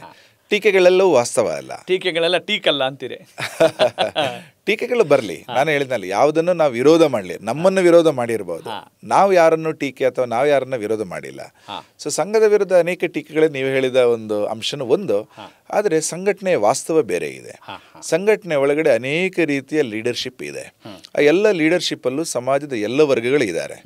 ನಿಜ, ಕೆಲವು ಕಮ್ಯುನಿಟಿಯ ರೆಪ್ರೆಸೆಂಟೇಷನ್ನ ಕೊರತೆ ಇರ್ಬೋದು. ಕಾಲದ ಒಂದು 100 ವರ್ಷದ ಯಾತ್ರೆಯಲ್ಲಿ ಕೆಲವು ವರ್ಗ ಸಮುದಾಯಗಳಿಂದ ಜನರು ಇನ್ನು ಬರ್ತಾ ಇದ್ದಾರೆ. ಅವರು ಖಂಡಿತವಾಗಿಯೂ ಲೀಡರ್ಶಿಪ್ಪನ್ನು ಮುಂದಿನ ದಿನಗಳಲ್ಲಿ ತಗೊಳ್ಬಹುದು. ಆದರೆ ಸಂಘದ ಯಾವುದೇ ರೀತಿಯಂತಹ ಒಟ್ಟು ನೇತೃತ್ವ ಅಥವಾ ಏನು ಬೇರೆ ಬೇರೆ ಸಂದರ್ಭಗಳಲ್ಲಿ ಅಧಿಕಾರಿಗಳು ಅಂತ ಏನು ನಾವು ಕರಿತೀವಿ, ಆ ರೀತಿಯ ಯಾವುದೇ ರೀತಿಯ ಪೋರ್ಟ್ಫೋಲಿಯೋಗಳು ಜಾತಿ ಆಧಾರದಲ್ಲ, ಕ್ಷಮತೆ ಆಧಾರದಲ್ಲಿ ಬರ್ತಾ ಇರುತ್ತೆ. ಎಲ್ಲ ವರ್ಗದ ರೆಪ್ರೆಸೆಂಟೇಷನ್ ನಮ್ಮಲ್ಲಿ ಇದೆ. ನಾನು ಅದನ್ನು ಹೆಚ್ಚು ಬಿಡಿಸಕ್ಕೆ ಹೋಗಲ್ಲ. ಬೇರೆ ಬೇರೆ ಸಂದರ್ಭಗಳಲ್ಲಿ ಬೇರೆ ಬೇರೆ ವ್ಯಕ್ತಿಗಳದ್ದು ಇದ್ದೇ ಇದೆ, ದೊಡ್ಡ ಮಟ್ಟದಲ್ಲಿದೆ. ನಮ್ಮ ಮೂಲ ಯೋಚನೆಯಲ್ಲಿ ಇರುವಂಥದ್ದೇ ನಾವೆಲ್ಲರೂ ಕೂಡ ಸಂಘಟನೆ ಭಾಗವಾಗಿ ಒಟ್ಟಿಗೆ ಕೆಲಸ ಮಾಡ್ತಾ ಹೋಗ್ಬೇಕು ಅನ್ನುವಂಥದ್ದೇ. ಅದರಲ್ಲಿ ಕೆಲವು ವರ್ಗಗಳ ರೆಪ್ರೆಸೆಂಟೇಷನ್ ಕೆಲವು ಕಡೆ ಬರ್ತಾ ಇದೆ. ದೊಡ್ಡ ಪ್ರಮಾಣದಲ್ಲಿ ನಮಗೆ ನಾಯಕತ್ವಗಳು ಸಿಗ್ತಾ ಇದೆ ಇಡೀ ದೇಶದಲ್ಲಿ. ಏನು ಜಿಲ್ಲಾ ಮಟ್ಟದಲ್ಲಿ, ತಾಲೂಕು ಮಟ್ಟದಲ್ಲಿ, ಸ್ಟೇಟ್ ಲೆವೆಲ್ಗಳಲ್ಲಿ, ಇನ್ನು ಅಖಿಲ ಭಾರತೀಯ ಮಟ್ಟದಲ್ಲಿ ಬೇರೆ ಬೇರೆ ಹಂತಗಳಲ್ಲಿ ಈ ಥರ ಲೀಡರ್ಶಿಪ್ ಕಾಲಕಾಲಕ್ಕೆ ಕೂಡಿ ಬರ್ತಾ ಇದೆ. ಸಮಾನತೆ ಬಗ್ಗೆ ಮಾತನಾಡುವಂಥ RSS ಮಹಿಳಾ ಪ್ರಾಧಾನ್ಯತೆ ಬಗ್ಗೆ ಒಂದು ನಿರ್ದಾಕ್ಷಿಣ್ಯವಾಗಿ ನಡ್ಕೊಳ್ತಾ ಇದೆ. ಮಹಿಳಾ ಪಾತ್ರವನ್ನು ಒಂದಿಷ್ಟು ನಿರ್ಲಕ್ಷಿಸಿದೆ ಅನ್ನೋ ಮಾತಿದೆ. ಅದು ತಪ್ಪು, ಖಂಡಿತವಾಗಿ ತಪ್ಪು. ನಮ್ಮಲ್ಲಿ ನಿರೂಪಿಸ್ತೀರಿ? ಸಂಘದ ಸಂಸ್ಥಾಪಕರು ಬದುಕಿದ್ದಾಗ, ಅಂದರೆ 1936ನೇ ಇಸ್ವಿಯಲ್ಲಿ RSS ಪ್ರಾರಂಭವಾಗಿ ಕೇವಲ 11 ವರ್ಷ ಆಗಿದೆ. ಆವಾಗ RSSನ ಮಹಿಳಾ ಘಟಕ ಅನ್ನಬಹುದಾದ ಒಂದು ಸಂಘಟನೆ ರಾಷ್ಟ್ರ ಸೇವಿಕಾ ಸಮಿತಿ, ಅದು RSS, ಅದನ್ನು ಮಹಾರಾಷ್ಟ್ರದ ವಾರ್ಧಾದಲ್ಲಿ, ನಾಗ್ಪುರದ ಪಕ್ಕದಲ್ಲಿದೆ, ವಾರ್ಧಾದಲ್ಲಿ ಪ್ರಾರಂಭ ಮಾಡಿದರು. ಪ್ರಾರಂಭ ಮಾಡಿದಾಗ ಅದನ್ನು ಮುನ್ನಡೆಸ್ತಾ ಇದ್ದಂಥವರು ಲಕ್ಷ್ಮೀಬಾಯಿ ಕೇಳ್ಕರ್, ಅವರನ್ನು ಮೌಶಿಜಿ ಕೇಳ್ಕರ್ ಅಂತಲೂ ಕರೀತಾರೆ. ಈ ದೇಶದ ಸರ್ವಾಂಗೀಣ ವಿಕಾಸದಲ್ಲಿ ಮಹಿಳೆಯರ ಪಾತ್ರನೂ ಇದೆ ಅನ್ನೋದನ್ನು ಸಂಘದ ಸಂಸ್ಥಾಪಕರು ಚೆನ್ನಾಗಿ ಅರಿತಿದ್ರು. ಅವರೇ ಸ್ಥಾಪನೆ ಮಾಡಿದಂದರೆ ಅವರ ಸಂದರ್ಭದಲ್ಲಿ ಸ್ಥಾಪನೆಗೊಂಡಂತಹ ಸಂಘಟನೆ ಅದು.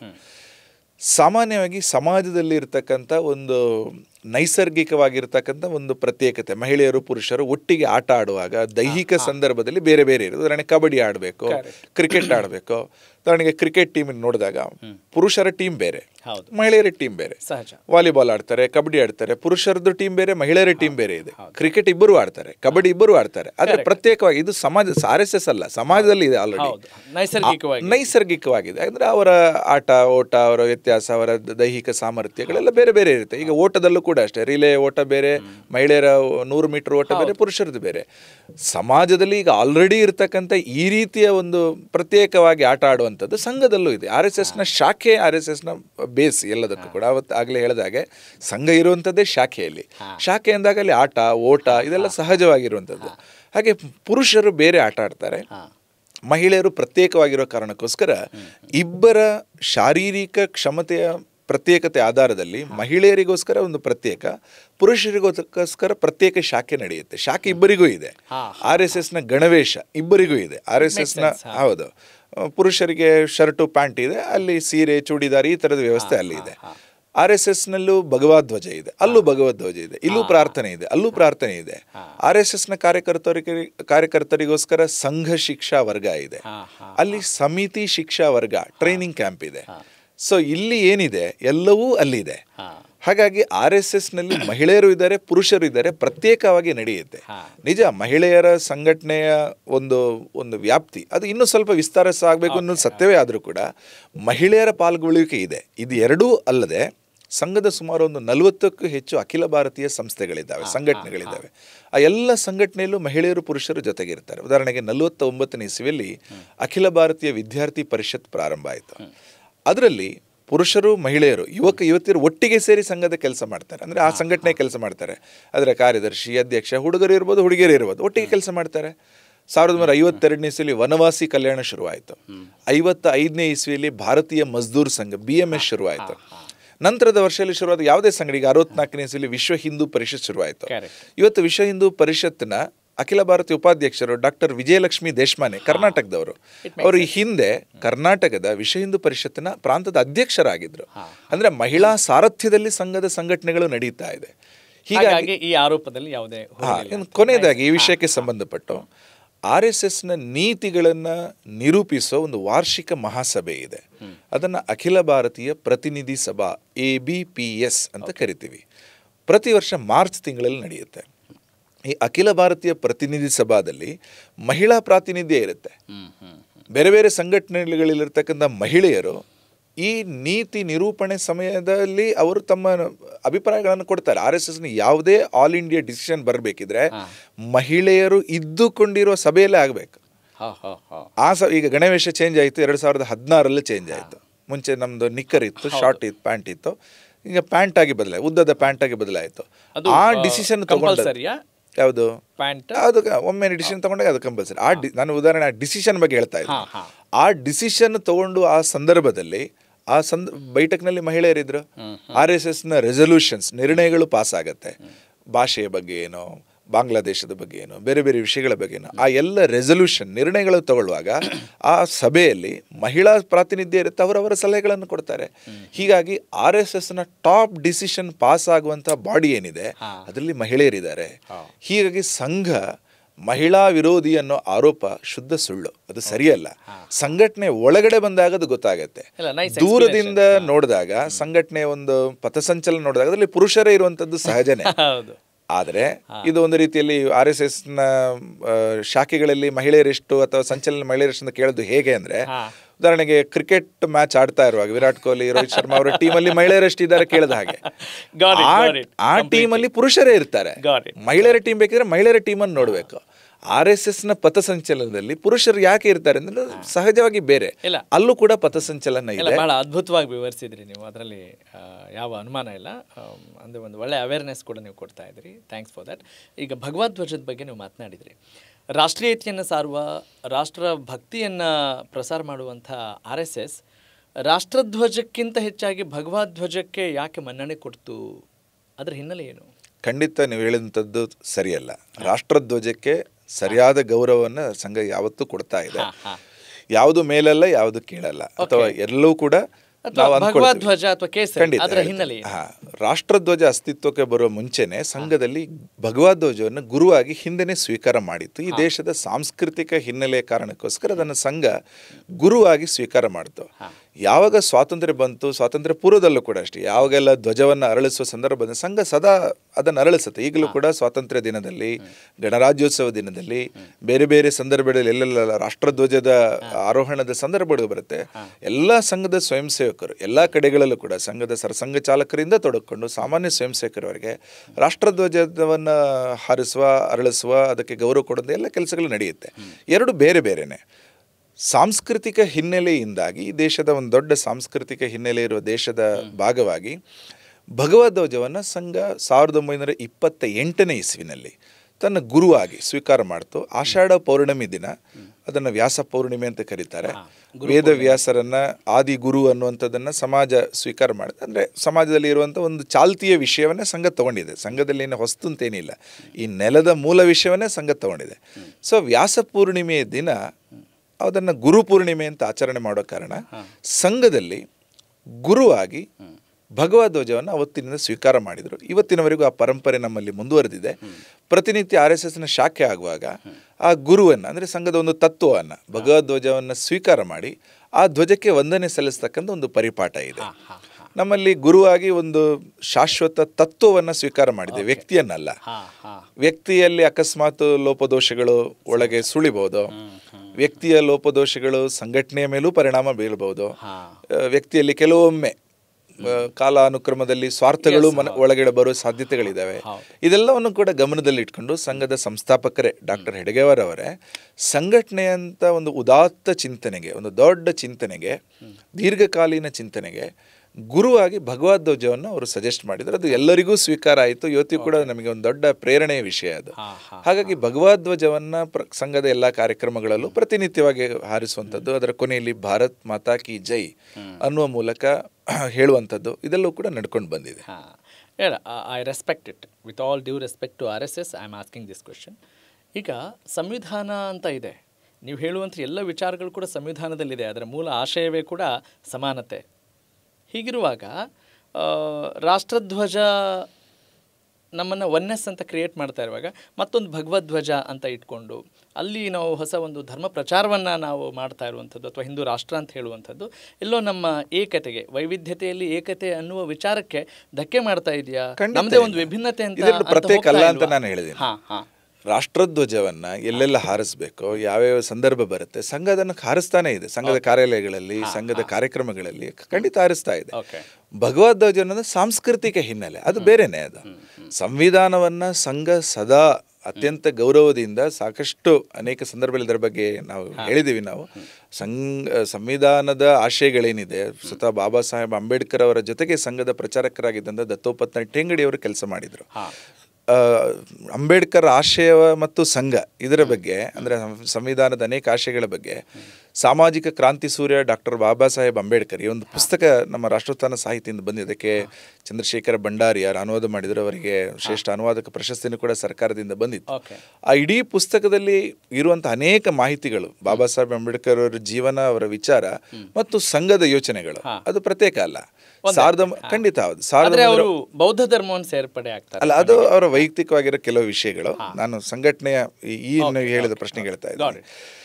1939ನೇ ಇಸ್ವಿಯಲ್ಲಿ ಪುಣೆಯಲ್ಲಿ RSSನ ಶಿಬಿರಗಳು ನಡೀತಾ ಇದ್ದಾಗ ಆ ಪುಣೆಯ ಶಿಬಿರಕ್ಕೆ ಬಾಬಾ ಸಾಹೇಬ್ ಅಂಬೇಡ್ಕರ್ ಅವರು ಬಂದಿದ್ರು. 40ನೇ ಇಸ್ವಿಯಲ್ಲಿ ಮಹಾರಾಷ್ಟ್ರದ ಕರಾಡ ಅನ್ನೋ ಒಂದು ಜಾಗ, ಒಂದು ಗ್ರಾಮ, ಅಲ್ಲಿ ಶಾಖೆ ನಡೀತಾ ಇದ್ದಾಗ ಅಂಬೇಡ್ಕರ್ ಅವರು ಆ ಪ್ರವಾಸದ ಆ ಸಂದರ್ಭದಲ್ಲಿ ಅಲ್ಲಿಗೂ ಕೂಡ ಅವರು ಭೇಟಿ ಕೊಟ್ಟಿದ್ರು. ಅಂಬೇಡ್ಕರ್ ಅವರು ಹಿಂದೆ ಗಾಂಧೀಜಿಯವರು ಬಂದಾಗ ಹೇಗೆ ಸಂಘದ ಬೇರೆ ಬೇರೆ ಸ್ವಯಂ ಸೇವಕರು ಬೇರೆ ಬೇರೆ ಹಿನ್ನೆಲೆಯಿಂದ ಬಂದಿದ್ದಾರೆ, ಆ ರೀತಿಯಲ್ಲಿ ಆ ಶಿಬಿರದಲ್ಲಿ, ಪುಣೆಯ ಶಿಬಿರದಲ್ಲಿ ಬೇರೆ ಬೇರೆ ಸಮಾಜದ ಬಂಧುಗಳು ಒಟ್ಟಿಗೆ ಇದ್ದದನ್ನು ನೋಡಿ ಸ್ವತಃ ಅಸ್ಪೃಶ್ಯತೆಯ ನೋವನ್ನು ಅನುಭವಿಸಿದ ಸಮಾಜದಿಂದ, ಆ ಹಿನ್ನೆಲೆಯಿಂದ ಬಂದ ಮಕ್ಕಳು ಕೂಡ ಅಲ್ಲಿ ಭಾಳ ಚೆನ್ನಾಗಿ ಎಲ್ಲರ ಜೊತೆಗೆ ಬೆರೆದಿರುವಂಥದ್ದನ್ನು ನೋಡಿ ಅಂಬೇಡ್ಕರ್ ಅವರಿಗೆ ಭಾಳ ಖುಷಿ ಆಯಿತು. ಅವರು ಕೂಡ ಅವರ ಜೀವನದಲ್ಲಿ ಯಾವತ್ತೂ ಕೂಡ ಸಂಘವನ್ನು ಅವರು ವಿರೋಧ ಮಾಡಿ ಮಾತಾಡಿದ್ದು ಖಂಡಿತ ಇಲ್ಲ. ಕೆಲವು ಆರೋಪಗಳು, ಮಿಥ್ಯಾರೋಪಗಳು, ಕೆಲವು ಆ ಕಡೆ ಈ ಕಡೆಯಿಂದ ವಿಚಾರವಾದಿಗಳು ಹೇಳುವಂಥದ್ದು ಅದು ಬೇರೆ, ವಾಸ್ತವ ಬೇರೆ ಇದೆ. ಸಂವಿಧಾನದ ಎಲ್ಲ ಆಶಯಗಳೇನಿದೆ, ಈಕ್ವಾಲಿಟಿ, ಜಸ್ಟಿಸ್, ಲಿಬರ್ಟಿ, ಫ್ರಟರ್ನಿಟಿ, ಸಂಘ ಅದರ ಶಾಖೆಗಳಲ್ಲಿ, ಸಂಘ ಅದರ ಬೌದ್ಧಿಕಗಳಲ್ಲಿ, ಸಂಘ ಸ್ವಯಂ ಸೇವಕರಿಗೆ ಹೇಳುವಾಗ ಎಲ್ಲ ಆಶಯಗಳನ್ನು ಇಟ್ಕೊಂಡು ಹೇಳ್ತಾ ಇದೆ. ವಿಶೇಷವಾಗಿ ಫ್ರಟರ್ನಿಟಿಯ ವಿಷಯ ಬಂದಾಗ ಭ್ರಾತೃತ್ವ, ಎಲ್ಲರೂ ಬಂಧುಗಳು ಅನ್ನುವ ಭಾವ ಅದಷ್ಟು ಸುಲಭದಲ್ಲ. ಸೊ ಅಂಬೇಡ್ಕರ್ ಅವರೇ ಒಮ್ಮೆ ಹೇಳಿದ ಹಾಗೆ ಆ ಬಂಧುತ್ವದ ಭಾವ ಪರಸ್ಪರ ಬರಬೇಕಿದ್ರೆ we need to ignite the spiritual consciousness of this nation. ಈ ದೇಶದ ಆಧ್ಯಾತ್ಮಿಕ ಪ್ರಜ್ಞೆಯನ್ನು ಬಡಿದೆಬ್ಬಿಸಬೇಕು ಅಂತ ಸಂಘ ಅದೇ ದೃಷ್ಟಿಯಲ್ಲಿ ಈ ದೇಶದಲ್ಲಿ ಬಂಧುತ್ವವನ್ನ, ನಾವೆಲ್ಲರೂ ಸಹೋದರರನ್ನು ಭಾವವನ್ನ ಮೂಡಿಸಲಿಕ್ಕೆ ಸಂಘ ಕೆಲಸ ಮಾಡ್ತಾ ಇದೆ. ಹೀಗೆ ಸಂಘದ ಯೋಚನೆಗಳು ಅತ್ಯಂತ ವಿಸ್ತೃತವಾಗಿ, ನಾನು ಪ್ರಾರಂಭದಲ್ಲಿ ಹೇಳಿದಾಗೆ ಬೇರೆ ಬೇರೆ ಮಹಾಪುರುಷರುಗಳು, ಲೀಡರ್ಗಳು ಅವರ ಯೋಚನೆಗಳು ಏನು ಈ ದೇಶದ ಕುರಿತು ಹೇಳಿದ್ದಾರೆ ಅದೆಲ್ಲವನ್ನು ಕೂಡ ಇಂಪ್ಲಿಮೆಂಟ್ ಮಾಡತಕ್ಕಂತಹ ಒಂದು ಕೆಲಸವನ್ನ ಸಂಘ ಯಥಾಯೋಗ್ಯ ರೀತಿಯಲ್ಲಿ ಮಾಡಿಕೊಂಡು ಮುಂದುವರಿತಾ ಬರ್ತಾ ಇದೆ. ನಿಜ, ನೀವೇ ಈಗ ಹೇಳಿದ ಹಾಗೆ ಡಾಕ್ಟರ್ ಬಿ ಆರ್ ಅಂಬೇಡ್ಕರ್ ಅವರು ಸಂವಿಧಾನ ಶಿಲ್ಪಿ, RSSನ ಎಲ್ಲ ವಿಚಾರಗಳನ್ನು ಒಪ್ಕೊಂಡ್ರು ಅಂತ ಹೇಳ್ತೀರಿ. ಆದರೆ ಅಂಬೇಡ್ಕರ್ ಪರಂಪರೆ ಆಗಿರ್ಬೋದು ಅಥವಾ ದಲಿತರನ್ನು RSSನಲ್ಲಿ ಸೇರ್ಪಡೆಗೊಳಿಸುವ ನಿಟ್ಟಿನಲ್ಲಿ ಒಂದಿಷ್ಟು ಚಕಾರ್ಗಳಿದ್ದಾವೆ ಅನ್ನೋ ಒಂದು ಮಾತಿದೆ. ಅಂದರೆ ಅತಿ ಹೆಚ್ಚು ಸಂಖ್ಯೆಯಲ್ಲಿ ದಲಿತರ ಅಲ್ಲಿ ಬರೋದಿಲ್ಲ ಅನ್ನೋ ಭಾವನೆ ಇದೆ. ಇದನ್ನು ಹೇಗೆ ನೀವು ಕ್ಲಾರಿಫೈ ಮಾಡ್ತೀರಿ? ಹಾಗೇನಿಲ್ಲ, ಸಂಘದಲ್ಲಿ ದೊಡ್ಡ ಪ್ರಮಾಣದಲ್ಲಿ ಸಮಾಜದ ಎಲ್ಲ ವರ್ಗಗಳ ಪ್ರಾತಿನಿಧ್ಯ ಖಂಡಿತ ಇದೆ. ಅನೇಕ ಪ್ರಮುಖರುಗಳು ಬೇರೆ ಬೇರೆ ವರ್ಗದಿಂದ ಬಂದವರಿದ್ದಾರೆ. ನಾನು ಪ್ರಾರಂಭದಲ್ಲಿ ಹೇಳಿದೆ, ನಾವು ಜಾತಿ ಆಧಾರದಲ್ಲಿ ಸಮಾಜವನ್ನ ಖಂಡಿತ ನೋಡೋದಿಲ್ಲ. ಆ ಆರೋಪ ಕೇವಲ ಆರೋಪ ಅಷ್ಟೇ, ಅದರ ವಾಸ್ತವ ಬೇರೆ ಇದೆ. ಸಂಘಟನೆಯ ಒಳಗಡೆ ಸಂಘಟನೆಯ ಕಾರ್ಯಕರ್ತರಾಗಿ, ಸ್ವಯಂ ಸೇವಕರಾಗಿ, ಹಿತೈಷಿಗಳಾಗಿ ದೊಡ್ಡ ಮಟ್ಟಿನಲ್ಲಿ ಸಮಾಜದ ಎಲ್ಲ ವರ್ಗಗಳ ಪ್ರಾತಿನಿಧ್ಯ ಇದೆ. ಅಂದರೆ ಇದು ನಿಜ, ನೀವು ಹೇಳಿದಾಗ ನಿಜಕ್ಕೂ ಖುಷಿ ಆಗುತ್ತೆ. ಆದರೆ ಇಂಥ ಒಂದು ದೊಡ್ಡ ಮಟ್ಟದ ಒಂದು ವಿರೋಧಾಭಾಸಗಳು ವ್ಯಕ್ತವಾಗ್ತಾ ಇದ್ದಾವಲ್ಲ, ಇದಕ್ಕೇನಾದರೂ ಪಾಲಿಟಿಕ್ಸ್ ಕಾರಣ ಆಗ್ತಾ ಇದೆಯಾ? ಬೇರೆ ಬೇರೆ ಕಾರಣದಲ್ಲಿ ಇರಬಹುದು. ಸಂಘವನ್ನ ವಿರೋಧ ಮಾಡ್ಲಿಕ್ಕೆ ಇಂತಿಷ್ಟೇ ಕಾರಣ ಅಂತ ಇಲ್ಲ. ಬೇರೆ ಬೇರೆ ಕಾರಣಕ್ಕಾಗಿ RSSನ ವಿರೋಧಿಸಬೇಕು ಅಂತ ಅಂದ್ರೆ ನೀವು ಹೇಳಬೇಕು, ಯಾವ ಕಾರಣ ವಿರೋಧ ಮಾಡ್ತಾ ಇದ್ದೀರಿ ಅನ್ನೋದನ್ನ. ಯಾಕಂದ್ರೆ ಯು ಆರ್ ಫೇಸಿಂಗ್ ಅಲ್ಲ, ನಾವು ಫೇಸ್ ಹೇಳಿದೀವಿ. ಬೇರೆ ಬೇರೆ ಕಾರಣಕ್ಕೋಸ್ಕರ ವಿರೋಧ ಮಾಡ್ತಾರೆ. ಕಾರಣಗಳು ಯಾಕೋಸ್ಕರ ಅನ್ನುವಂಥದ್ದು ಒಂದು ಕಡೆ, ಆದರೆ ವಾಸ್ತವ ಏನು ಅನ್ನೋದನ್ನ ನಾವು ಹೆಚ್ಚು ಗಮನಿಸ್ತೀವಿ. ಉದಾಹರಣೆಗೆ, ಹೊರಗಡೆಯಿಂದ RSS ಅನ್ನು ನೋಡಿದಾಗ ಕೆಲವರಿಗೆ ಇವರು ಕವಾಯತು ಮಾಡ್ತಾ ಇದ್ದಾರೆ ಅಥವಾ ಬ್ಯಾಂಡ್ ಸೆಟ್ ಅಲ್ಲಿ ಬಾರಿಸ್ತಾ ಇದ್ದಾರೆ, ಇದೇನೋ ಒಂದು ಸೈನಿಕ ಸಂಘಟನೆ ಇರಬೇಕು, ಇದೊಂದು ವಾದ್ಯಘೋಷದ ಸಂಘಟನೆ ಇರಬೇಕು, ಈ ತರ ಎಲ್ಲ ಅನಿಸ್ಬಿಡುತ್ತೆ. ಆದ್ರೆ ಸಂಘಟನೆ ಒಳಗಡೆ ಬಂದಾಗ ಇದು ಏನ್ ಮಾಡ್ತಾ ಇದೆ, ಸೇವೆ ಮಾಡ್ತಾ ಇದೆ, ಸಮಾಜದ ಬಗ್ಗೆ ಯೋಚನೆ ಮಾಡ್ತಾ ಇದೆ, ಇದೆಲ್ಲ ಗೊತ್ತಾಗತ್ತೆ. ಸೈನ್ಯದ ಎಕ್ಸಾಂಪಲ್ ಕೊಟ್ರೆ ಖುಷಿ ಅಲ್ವಾ? ಅಲ್ಲ, ನಾನು ಹೇಳಿದೆ ಅವರು ಆತರ ಅಂದ್ಕೊಂಡ್ ಬಿಡ್ತಾರೆ, ಅದು ಮಾತ್ರ ಅಲ್ಲ ಅಂತ ಹೇಳಿದೆ. ಸಂಘ ಏನು ಅನ್ನುವಂಥದ್ದನ್ನ ತಿಳ್ಕೊಳ್ಬೇಕಿದ್ರೆ ಬಾಹ್ಯ ರೂಪದಿಂದ ಸಾಕಾಗಲ್ಲ, ಸಂಘದ ಒಳಗಡೆ ಬರಬೇಕು. ಉದಾಹರಣೆಗೆ, ನಾವು ಸಕ್ಕರೆಯನ್ನು ದೂರದಿಂದ ನೋಡಿದಾಗ ಅದು ಹೇಗಿದೆ ಅಂತ ಗೊತ್ತಾಗಲ್ಲ. ಸಕ್ಕರೆ ಹೇಗಿದೆ ಅಂತ ಗೊತ್ತಾಗಬೇಕಿದ್ರೆ ಸಕ್ಕರೆಯನ್ನು ಅನುಭವಿಸಬೇಕು, ಸಕ್ಕರೆ ಸ್ವಲ್ಪ ಬಾಯಿಗೆ ಹಾಕೊಳ್ಬೇಕು, ಆಗ ರುಚಿ ಗೊತ್ತಾಗುತ್ತೆ. ಸಂಘವನ್ನ ಹೊರಗಡೆಯಿಂದ ನೋಡಿ ಅರ್ಥ ಮಾಡ್ಕೊಳ್ಳಿಕ್ಕೆ ಸ್ವಲ್ಪ ಕಷ್ಟ, ಒಳಗಡೆ ಬಂದಾಗ ಸಂಘ ಏನು ಮಾಡ್ತಾ ಇದೆ ಗೊತ್ತಾಗತ್ತೆ. ಒಬ್ಬ ಹಿರಿಯ ಬ್ರಿಟಿಷ್ ಪತ್ರಕರ್ತರು ಒಮ್ಮೆ ಹೇಳಿದ್ರು ಸಂಘದ ಬಗ್ಗೆ ಅವರು ಯೋಚನೆ ಮಾಡ್ತಾ ಮಾಡ್ತಾ, it is very difficult to understand RSS and it is very easy to misunderstand RSS. ಸಂಘವನ್ನ ತಪ್ಪು ತಿಳ್ಕೊಳ್ಳುವಂಥದ್ದು ಸುಲಭ. ಸಂಘದ ಬಗ್ಗೆ ನೀವು ಹೇಳಿದಾಗ ಅನೇಕ ಟೀಕೆಗಳಿದೆ, ಹೀಗೇನೇವೋ ಅಂತ ಅಂದ್ಕೊಂಡು ಬಿಡ್ಬಹುದು. ಆದರೆ ಸಂಘವನ್ನ ಅರ್ಥ ಮಾಡ್ಕೊಳ್ಳೋದು ಸ್ವಲ್ಪ ಕಷ್ಟ ಇದೆ, ಯಾಕಂದ್ರೆ ಒಳಗಡೆ ಬಂದು ಗೊತ್ತಾಗಬೇಕು. ಉದಾಹರಣೆಗೆ, ಸಂಘವನ್ನ ಅನೇಕ ಬಾರಿ ಟೀಕೆ ಮಾಡ್ತಾರೆ. ಮಾಧ್ಯಮ ವಲಯದಲ್ಲೂ ಕೆಲವು ಪತ್ರಕರ್ತರು ಕೂಡ ಸಂಘವನ್ನ ಹೇಳುವಾಗ ಸಂಘ ಹೀಗೆ ಹಾಗೆ ಅಂತ ಹೇಳುವಂತ ನಾವು ಕೇಳಿದ್ದೀವಿ. ಆದರೆ ಸಂಘ ಇಷ್ಟೊಂದು ಶಾಖೆಗಳನ್ನು ಮಾಡ್ತಾ ಇದೆ, 100ಕ್ಕೂ ಹೆಚ್ಚು ಶಾಖೆಗಳು ಒಂದು ಜಿಲ್ಲೆಯಲ್ಲಿ ಅಥವಾ ಒಂದು 2-3 ಜಿಲ್ಲೆ ಸೇರಿದಾಗ ನಾವೆಲ್ಲ ಸಿಗಬಹುದು. ಸಂಘದ ಶಾಖೆಗೆ ಹೋಗಿ ಒಂದು 50 ದಿನ 100 ದಿನ ಅದು ಏನು ಮಾಡ್ತಾ ಇದೆ ಅಂತ ಗಮನಿಸಿದಾಗ ಸಂಘ ಏನು ಅಂತ ಗೊತ್ತಾಗತ್ತೆ. ಆದರೆ ಅಷ್ಟು ವ್ಯವಧಾನ ಹೆಚ್ಚು ಟೀಕಾಕಾರರಿಗೆ ಇರೋದಿಲ್ಲ. ಅವರು ದೂರದಿಂದಲೇ ಸಂಘವನ್ನು ಟೀಕೆ ಮಾಡಬೇಕು ಅನ್ನೋ ಉದ್ದೇಶವೇ ಪ್ರಮುಖವಾಗಿರುತ್ತೆ ಅಂತ ಒಂದು ಪೂರ್ವಾಗ್ರಹದಿಂದ ಟೀಕೆ ಮಾಡ್ತಾರೆ. ಅಥವಾ ತತ್ವಶಾಸ್ತ್ರದಲ್ಲಿ ಒಂದು ಶಬ್ದ ಇದೆ, ಮಿಥ್ಯಾಜ್ಞಾನ ಅಂತ ಇದೆ. ಮಿಥ್ಯಾಜ್ಞಾನ ಅಂತ ಇದ್ರೆ ತಪ್ಪು ಅರ್ಥ ಮಾಡ್ಕೊಂಡು ಇದೇ ಸತ್ಯ ಅಂತ ಅಂದ್ಕೊಂಡು ಬಿಡ್ತಾರೆ. ಭ್ರಮೆ, ಭ್ರಾಂತಿ, ಬೇರೆ ಬೇರೆ ಶಬ್ದಗಳಿದ್ದಾವೆ.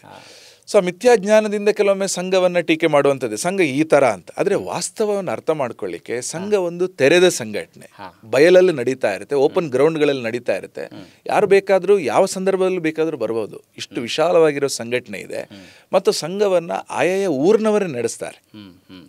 ಸಂಘದ ಬಗ್ಗೆ ದತ್ತೋಪಂತ ಟೇಂಗಡಿಯವರು ಒಂದು ಮಾತನ್ನು ಹೇಳಿದರು. ಅಂದ್ರೆ RSS ಬಗ್ಗೆ ಅನೇಕ ಒನ್ ಲೈನರ್ಗಳಿದೆ. ಅದರಲ್ಲಿ ಒಂದು ಫೇಮಸ್ ಒನ್ ಲೈನರ್ ಏನಂದ್ರೆ, RSS is not an organization in the society, it is to organize entire society. ಸಮಾಜದಲ್ಲಿ ಒಂದು ಸಂಘಟನೆ ಅಲ್ಲ, ಇಡೀ ಸಮಾಜವನ್ನ ಒಂದುಗೂಡಿಸುವುದು ಸಂಘದ ಯೋಚನೆ, ಅದು ಸಂಘಟನೆ. ಹೌದು. ಹಾಗೆ ಇವತ್ತು ಸಂಘವನ್ನ ಚಿತ್ರದುರ್ಗದ ಒಂದು ಗ್ರಾಮದಲ್ಲಿ, ಕೋಲಾರದ ಒಂದು ಗ್ರಾಮದಲ್ಲಿ, ಅಥವಾ ಎಲ್ಲೋ ಪಂಜಾಬ್ನ ಒಂದು ಗ್ರಾಮದಲ್ಲಿ ನಡೆಸ್ತಾ ಇರೋರು ಯಾರಂದ್ರೆ ಆ ಊರಿನ ಸಮಾಜದ ಮಂದಿ. ಅಂದರೆ ಊರಿನ 4 ಮನೆಯಿಂದ ಬಂದ ಹುಡುಗರು, ಒಬ್ಬ ಕಾರ್ಯವಾಹ ಸೆಕ್ರೆಟರಿ ಆಗಿ ಬರ್ತಾನೆ, ಇನ್ನೊಬ್ಬ ಶಾರೀರಿಕ ಪ್ರಮುಖ ಆಗಿ ಬರ್ತಾರೆ, ಇನ್ನೊಬ್ಬರು ಬೌದ್ಧಿಕ ಪ್ರಮುಖ ಆಗಿ ಬರ್ತಾರೆ. 10 ಮನೆಗಳಿಂದ 10 ಹುಡುಗರು ಬಂದು ಅವರು ಅಲ್ಲಿ ಸಂಘ ನಡೆಸ್ತಾರೆ. ಹೀಗಾಗಿ ಸಂಘವನ್ನು ನಡೆಸೋರು ಯಾರು? ಸಮಾಜನೇ ನಡೆಸ್ತಾ ಇದೆ. ಸಂಘ ಯಾರ್ದು? ಸಂಘ ಸಮಾಜದ್ದೇ ಆಗಿದೆ. ಹೀಗಾಗಿ ಸಂಘ ಅನ್ನುವಂಥದ್ದು ಒಂದು ಸಾಮಾಜಿಕ ಆಂದೋಲನ. ಅದು ಯಾವುದೇ ವ್ಯಕ್ತಿ ಕೇಂದ್ರಿತ ಅಲ್ಲ, ಅದು ಸಮಾಜಕ್ಕೆ ಸಂಬಂಧಪಟ್ಟ ಸಂಘಟನೆ. ಹೀಗಾಗಿ ಕಳೆದ 100 ವರ್ಷದಲ್ಲಿ ಸಂಘ ಬೆಳೆದಿರುವಂಥದ್ದೇ. ಸಮಾಜ ಇದನ್ನು ಕೊಂಡೋಗ್ತಾ ಇದೆ, ಕಾಲಕ್ಕೆ ಬಂದ ಯುವ ಪೀಳಿಗೆ ಕೊಂಡೋಗ್ತಾ ಇದೆ. ಸಂಘಕ್ಕೆ 100 ವರ್ಷ ಆಗಿರ್ಬೋದು, ಸಂಘ ಹಿರಿಯ ಸಂಘಟನೆ ಆಗಿರ್ಬೋದು, ನಡೆಸ್ತಾ ಇರೋರು ಯುವಕರು, ಯುವ ಪೀಳಿಗೆ ನಡೆಸ್ತಾ ಇದೆ. ಸಂಘವನ್ನು ಮುನ್ನಡೆಸುವಂಥದ್ದೇ ಆ ಊರಿನ ಆ ಕಾಲಕ್ಕೆ ಯಾರು ಯುವಕರು ಸಿಗ್ತಾರೆ ಅವರು ಸಂಘದ ಜವಾಬ್ದಾರಿಯನ್ನು ತಗೊಳ್ತಾರೆ, ಸಂಘವನ್ನು ಅವ್ರು ನಡೆಸ್ತಾರೆ. ಈ ರೀತಿಯಾಗಿ ಸಂಘ ಬೆಳ್ಕೊಂಡು ಬಂದಿದೆ. ಆರೋಪಗಳು ಒಂದು ಕಡೆ, ವಾಸ್ತವ ಇನ್ನೊಂದು ಕಡೆ. ಸಂಘದ ಒಳಗಡೆ ಬಂದಾಗ ಯಾರೇ ವ್ಯಕ್ತಿ ಇರಲಿ ಅವನಿಗೆ ಗೊತ್ತಾಗುತ್ತೆ ಸಂಘ ಏನು ಮಾಡ್ತಾ ಇದೆ. ಅನೇಕ ಮಂದಿ ತಮ್ಮ ಅಭಿಪ್ರಾಯಗಳನ್ನು ಸಂಘದ ಒಳಗಡೆ ಬಂದ ಮೇಲೆ ವ್ಯತ್ಯಾಸ ಮಾಡಿದ್ದನ್ನು ನಾವೇ ನೋಡಿದ್ದೀವಿ. ಇದು ಅನುಭವ ಸಿದ್ಧ ಒಂದು ಮಾತು. ಸಂಘದಲ್ಲಿ ಅನೇಕ ಮಂದಿ ನಾನು ಈ ಥರ ಅಂದ್ಕೊಂಡು ಬಿಟ್ಟಿದ್ದೆ ಸಂಘವನ್ನು ಅಂತ ಒಂದು 6 ತಿಂಗಳ ನಂತರ 1 ತಿಂಗಳ ನಂತರ ಅವ್ರು ಅಂದ್ಕೊಳ್ತಾರೆ. ಸಂಘದ ಬಾಗಿಲು ಸದಾ ತೆರೆದಿದೆ. ಅಕಸ್ಮಾತ್ ಯಾರಿಗಾದರೂ ಇದು RSS ಏನೂ ಸರಿ ಇಲ್ಲ ಅಂದರೆ ಅವರ ಇಷ್ಟ, ಅದು ನಾವು ಯಾರನ್ನ ಹೇಳೋಕ್ಕಾಗಲ್ಲ. ಆದರೆ ಸಂಘವನ್ನು ನಾವು ಯಾರನ್ನು ಫೋರ್ಸ್ ಮಾಡಲ್ಲ, ಆದರೆ ಯಾರು ಕೂಡ ಸಂಘವನ್ನು ಬಿಟ್ಟು ಹೋಗಲ್ಲ. ಯಾಕೆಂದರೆ ಅವ್ರಿಗೆ ಗೊತ್ತಿದೆ ಸಂಘ ಒಂದು ದೊಡ್ಡ ಉದ್ದೇಶಕ್ಕೋಸ್ಕರ ನಿಸ್ವಾರ್ಥ ಬುದ್ಧಿಯಿಂದ ತನುಮನದನ್ನ ಪೂರ್ವಕವಾಗಿ ಪ್ರಾಮಾಣಿಕತೆಯಿಂದ ಕೆಲಸ ಮಾಡ್ತಾ ಇದೆ. ಈ ಕೆಲಸಕ್ಕೆ ನನ್ನದೇನಾದರೂ ಕೊಡುಗೆ ಮಾಡೋಣ, ಜೀವನ ಪರ್ಯಂತ ಕೊಡುಗೆ ಮಾಡುವಂಥ ಸಾಕಷ್ಟು ಮಂದಿ ಇದ್ದಾರೆ. ಲೈಫ್ ಲಾಂಗ್ ಒಮ್ಮೆ ಆ ಧ್ಯೇಯವನ್ನು ಮನಸ್ಸಲ್ಲಿ ಇಟ್ಕೊಂಡ ಮೇಲೆ ಲೈಫ್ ಲಾಂಗ್ ನಾನು ಈ ಸಂಘಟನೆಯ ಈ ಆಂದೋಲನದ ಭಾಗವಾಗಿರಬೇಕು, ದೇಶಕ್ಕೋಸ್ಕರ ಏನೋ ನನ್ನ ಕೈಯಿಂದ ಆದಷ್ಟು ಮಾಡಬೇಕು ಅನ್ನೋ ಭಾವನೆಯಿಂದ ಅನೇಕ ವೈಯಕ್ತಿಕ ಸಮಸ್ಯೆಗಳ ಮಧ್ಯೆನೂ ಕೂಡ ಸಂಘದ ಕಾರ್ಯಕರ್ತರಾಗಿ ದೀರ್ಘಕಾಲ ಬರ್ತಾ ಇದ್ದಾರೆ. RSSನಲ್ಲಿ ಹಲವು ವರ್ಷಗಳಿಂದ ಸೇವೆ ಸಲ್ಲಿಸಿ ಕೂಡ ಅನೇಕ ಹಿರಿಯರು ಕೂಡ ಇದರಲ್ಲಿ ಭಾಗಿಯಾಗಿರ್ತಾರೆ. ಆದರೆ ಕೆಲ ಸಂದರ್ಭದಲ್ಲಿ ಅದರಿಂದ ಹೊರ ಹೋದದ್ದನ್ನು ಕೂಡ ನಾವು ನೋಡಿದ್ದೇವೆ, ಗಮನಿಸಿದ್ದೇವೆ. ಅದಕ್ಕೇನು ಹೇಳ್ತೀರಿ ತಾವು? ಕೆಲವೊಮ್ಮೆ ಕೆಲವು ಕಡೆಗಳಲ್ಲಿ ಇರ್ಬೋದು, ಕೆಲವೊಂದು ಬೇರೆ ಬೇರೆ ಕಾರಣಕ್ಕೆ ಇರ್ಬೋದು. ನಮ್ಮ ಈ ಸಂದರ್ಭದಲ್ಲಿ ನಾನು ಅದ್ರ ಬಗ್ಗೆ ಏನು ಹೇಳೋಕ್ಕಾಗಲ್ಲ. ಸಂಘದಲ್ಲಂತಾದ್ರೆ ಯಾರನ್ನು ಬಿಡುವ ಪ್ರಶ್ನೆ ಇಲ್ಲ. ನಮ್ಮದು ಜೋಡಿಸುವ ಸಂಘಟನೆ, ಎಲ್ಲರ ಜೊತೆಗೆ ಸೇರುವ ಸಂಘಟನೆ. ಅವರವರ ಇಷ್ಟದಿಂದ ಅವರವರು ಡಿಸಿಷನ್ ಬೇಕಾದರೂ ತಗೋಬಹುದು. ಅಂದರೆ ನೀವು ಓವರ್ ಆಲ್ ಇಷ್ಟೊತ್ತರೆಗೂ ಮಾತನಾಡಿದಾಗ ಕಾನ್ವರ್ಸೇಷನಲ್ಲಿ ಕಂಡದ್ದೇನಂತ ಹೇಳಿದ್ರೆ RSS ಅಂದರೆ ಒಂದು ಆನೆ ಇದ್ದ ಹಾಗೆ, ಅಂಧರ ಊರಿನಲ್ಲಿ ಆನೆಯನ್ನು ಮುಟ್ಟಿದ ಹಾಗೆ. ಅಂದರೆ ಒಬ್ಬೊಬ್ಬರು ಒಂದೊಂದು ರೀತಿ ಹೇಳ್ಕೊಳ್ತಾರೆ, ಆದರೆ ಸಂಪೂರ್ಣವಾಗಿ ನೋಡಿದಾಗ ಅದರ ವ್ಯಾಪ್ತಿ ಏನು ಅನ್ನೋದು ಗೊತ್ತಾಗುತ್ತೆ ಅಂತ ಹೇಳ್ತಾ ಇದ್ರಿ. ಹೀಗಿರುವಾಗ ಹಿಂದುತ್ವ ಅಥವಾ ಸನಾತನ ಧರ್ಮದ ಆಧಾರದಲ್ಲಿಯೂ ಕೂಡ RSS ಮುನ್ನಡೀತಾ ಇದೆ ಅಂತ ಹೇಳ್ಬೋದು ಅಂತ ಅಂದ್ಕೊಳ್ತೀನಿ ನಾನು. ಜೀವನ ಆಗಿರ್ಬೋದು ಅಥವಾ ಹಿಂದುತ್ವ ಆಗಿರ್ಬೋದು, ಅದನ್ನು ಅರ್ಥ ಮಾಡ್ಕೊಳ್ಳೋದು ತುಂಬ ಕಷ್ಟ ಅಲ್ಲ, ತುಂಬ ಸರಳ. ಈ ಮುಂಚೆ ನೀವು ಹೇಳಿದ್ರಿ, ಒಬ್ಬ ಪತ್ರಕರ್ತರು ಹೇಳ್ತಾರೆ, it is difficult to understand, it is easy to misunderstand ಅಂತ ಹೇಳ್ತಾ ಇದ್ರಿ. ಅಂಥ ಅವಶ್ಯಕತೆ ಇದೆ ಅಂತ ಅನಿಸುತ್ತಾ? ಸಮಾಜಕ್ಕೆ ನಾವು ಅಷ್ಟೊಂದು ಟೀಕೆಗಳನ್ನು ಎದುರಿಸಿ ಅಷ್ಟೊಂದು ಕಠಿಣವಾಗಿ ಭಾಗವಹಿಸಿ ಈ ಸರಳತೆಯನ್ನು ಹೇಳ್ಕೊಡುವಂಥ ಅಗತ್ಯ ಇದೆ ಅಂತ ಅನಿಸುತ್ತಾ ರಾಜೇಶ್ ಜಿ?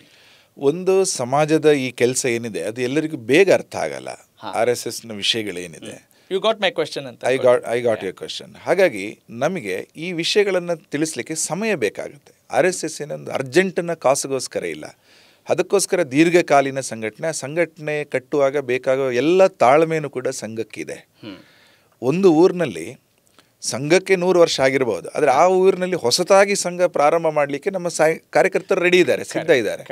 ಸಂಘ ಹಳೆಯದು, ಅದರಲ್ಲಿ ಶಾಖೆ ಹೊಸ್ತು ಆ ಊರಿಗೆ. ಆ ರೀತಿಯ ತುಂಬ ಸಂಗತಿಗಳು, ಆ ಊರಿಗೆ ಸಂಘ ಹೊಸ್ತು. ಆದರೆ ಆ ಹೊಸ ಸಂಘಟನೆ ಶಾಖೆಯನ್ನು ಪ್ರಾರಂಭ ಮಾಡಲಿಕ್ಕೆ ನಮ್ಮ ಕಾರ್ಯಕರ್ತರು ಈಗಲೂ ತಯಾರಿದ್ದಾರೆ, ಹೆಚ್ಚೆಚ್ಚು ಮಾಡ್ತಾರೆ. ಯಾಕೆಂದರೆ ಈ ವಿಚಾರ ಎಲ್ಲ ಕಡೆನೂ ತಲುಪಬೇಕು. ಭಾರತ ಅನ್ನುವಂಥದ್ದು ಅದು ಬಹಳ ವಿಸ್ತೃತವಾಗಿರೋ ಒಂದು ದೇಶ. ಆ ಎಲ್ಲ ವಿಸ್ತೃತ ದೇಶಗಳಿಗೆ ಈ ರೀತಿಯ ವಿವಿಧತೆ ಇದೆ. ಸಮಯ ಕೊಟ್ಟು ಕೆಲಸ ಮಾಡತಕ್ಕಂಥವರ ಒಂದು ದೊಡ್ಡ ಕೊರತೆನೂ ಇದೆ. ಇದು ಹೇಗೆಂದರೆ ನೆಟ್ವರ್ಕ್ ಆಫ್ ನೆಟ್ವರ್ಕ್ಸ್. ಒಬ್ಬ ಸಂಘವನ್ನು ಒಂದು ಊರಿಗೆ ಕೊಂಡೋದಾಗ ಅವರು ಅಲ್ಲಿಂದ ಬೆಳೆಸ್ತಾರೆ, ಇನ್ನೊಬ್ಬರನ್ನು ತಯಾರು ಮಾಡ್ತಾರೆ. ಅದಕ್ಕೆ ಸಮಯ ಹಿಡಿಯುತ್ತೆ. ಒಬ್ಬ ಕಾರ್ಯಕರ್ತರನ್ನು ನಮಗೆ ನಿಲ್ಲಿಸಲಿಕ್ಕೆ ಸಾಮಾನ್ಯ 10-12 ವರ್ಷಗಳು ಬೇಕಾಗುತ್ತೆ. ಅದು ಸುಲಭ ಅಲ್ಲ. ಓವರ್ ಟೈಮ್ ಅಥವಾ ಡೇ ನೈಟಲ್ಲಿ ರಾತ್ರಿ ಬೆಳಗಾಗೋದ್ರೊಳಗೆ ಒಬ್ಬ ಕಾರ್ಯಕರ್ತ ನಮಗೆ ಸಿಗೋದಿಲ್ಲ. ಅದಕ್ಕೆ ಸಮಯ ಬೇಕು. ಆ ಒಂದು ಪಕ್ವತೆ ಬರಲಿಕ್ಕೆ, ಆ ಒಂದು ಮೆಚುರಿಟಿ ಬರಬೇಕಿದ್ರೆ, ಅಂದರೆ ನಾನು ಸ್ವಲ್ಪ ಉನ್ನತ ಹಂತದ ಜವಾಬ್ದಾರಿ ಹೇಳ್ತಾ ಇದ್ದೆ, ಪ್ರೌಢಿಮೆ ಬರಬೇಕಿದ್ರೆ. ಸೊ ಅದಕ್ಕೋಸ್ಕರ ಬೇಕಾದ ಎಲ್ಲ ತಾಳ್ಮೆ ಸಂಘಟನೆಗೆ ಇದೆ, ಎಲ್ಲ ರೀತಿಯ ತಾಳ್ಮೆ ಇದೆ. ಮತ್ತು ಇದು ನಾನಾಗಲೇ ಹೇಳಿದಾಗೆ ಒಬ್ಬ ವ್ಯಕ್ತಿಯಿಂದ ಇನ್ನೊಬ್ಬ ವ್ಯಕ್ತಿಗೆ ಪಸರಿಸುವಂಥ ಒಂದು ಸಂಘಟನೆ ಇದು, ವರ್ಡ್ ಆಫ್ ಮೌತ್ ಇಂದ ಹೋಗುತ್ತೆ. ಆ ಸಂಘಟನೆ ಬೆಳೆದದ್ದು ಹಾಗೇನೆ. ಉದಾಹರಣೆಗೆ ಡಾಕ್ಟರ್ ಹೆಡಗೇವರ್ ಅವರು ಸಂಘ ಸ್ಥಾಪನೆ ಮಾಡಿದಾಗ ಅವರು ಪುಟ್ಟ ಬಾಲಕರ ಜೊತೆಗೆ ಆಟ ಆಡಿಸಿ ಅವರಿಗೆ ದೇಶಭಕ್ತಿ, ಸಂಸ್ಕಾರದ ಭಾಗ ಇದೆಲ್ಲ ಹೇಳ್ತಾ ಇದ್ರು. ಆ ಮಕ್ಕಳು ಬೆಳೀತಾ ಬೆಳೀತಾ ಬೆಳೀತಾ ಅವರು ಸಂಘದ ನಾಯಕತ್ವವನ್ನು ವಹಿಸ್ತಾರೆ. ಆ ಪುಟ್ಟ ಮಕ್ಕಳು 6-7 ವರ್ಷದಲ್ಲಿ ಅವರು ಯುವಕರಾದರು. ಈಗ 8-9 ವರ್ಷದ ಹುಡುಗರು ಯಾರು ಬಂದಿದ್ರು ಅವರಿಗೆ 15-16 ವರ್ಷ ಆಯಿತು, ಮುಖದಲ್ಲಿ ಮೀಸೆ ಮೂಡಿ ಬಂತು, ಸ್ವಲ್ಪ ಯುವಕರಾದರು, ಪ್ರಭಾವಸ್ಥೆ ಬಂದರು. ಆಗ ಅವರು ಕಾಲೇಜು ವಿದ್ಯಾರ್ಥಿಯಾಗಿ ಓದಬೇಕು. ಆಗ ಬೇರೆ ಊರಿಗೆ ಹೋಗಿ ಓದುವ ಒಂದು ಸಲಹೆಯನ್ನು ಕೊಡ್ತಾರೆ. ಅಂದರೆ ನೀನು ಅಲ್ಲಿಗೆ ಹೋಗು, ಅಲ್ಲಿ ಓದು ಅಂತ. ಉದಾಹರಣೆಗೆ ಬಯ್ಯಾಜಿ ದಾಣಿ ಅಂತ ಒಬ್ಬ ವಿದ್ಯಾರ್ಥಿ ಇದ್ದರು, ಅವರು ನಾಗ್ಪುರದವರು. ಅವರು ಓದಲಿಕ್ಕೆ ಹೋದದ್ದು ಬನಾರಸ್ ಹಿಂದೂ ಯೂನಿವರ್ಸಿಟಿಗೆ ವಾರಣಾಸಿಯಲ್ಲಿ.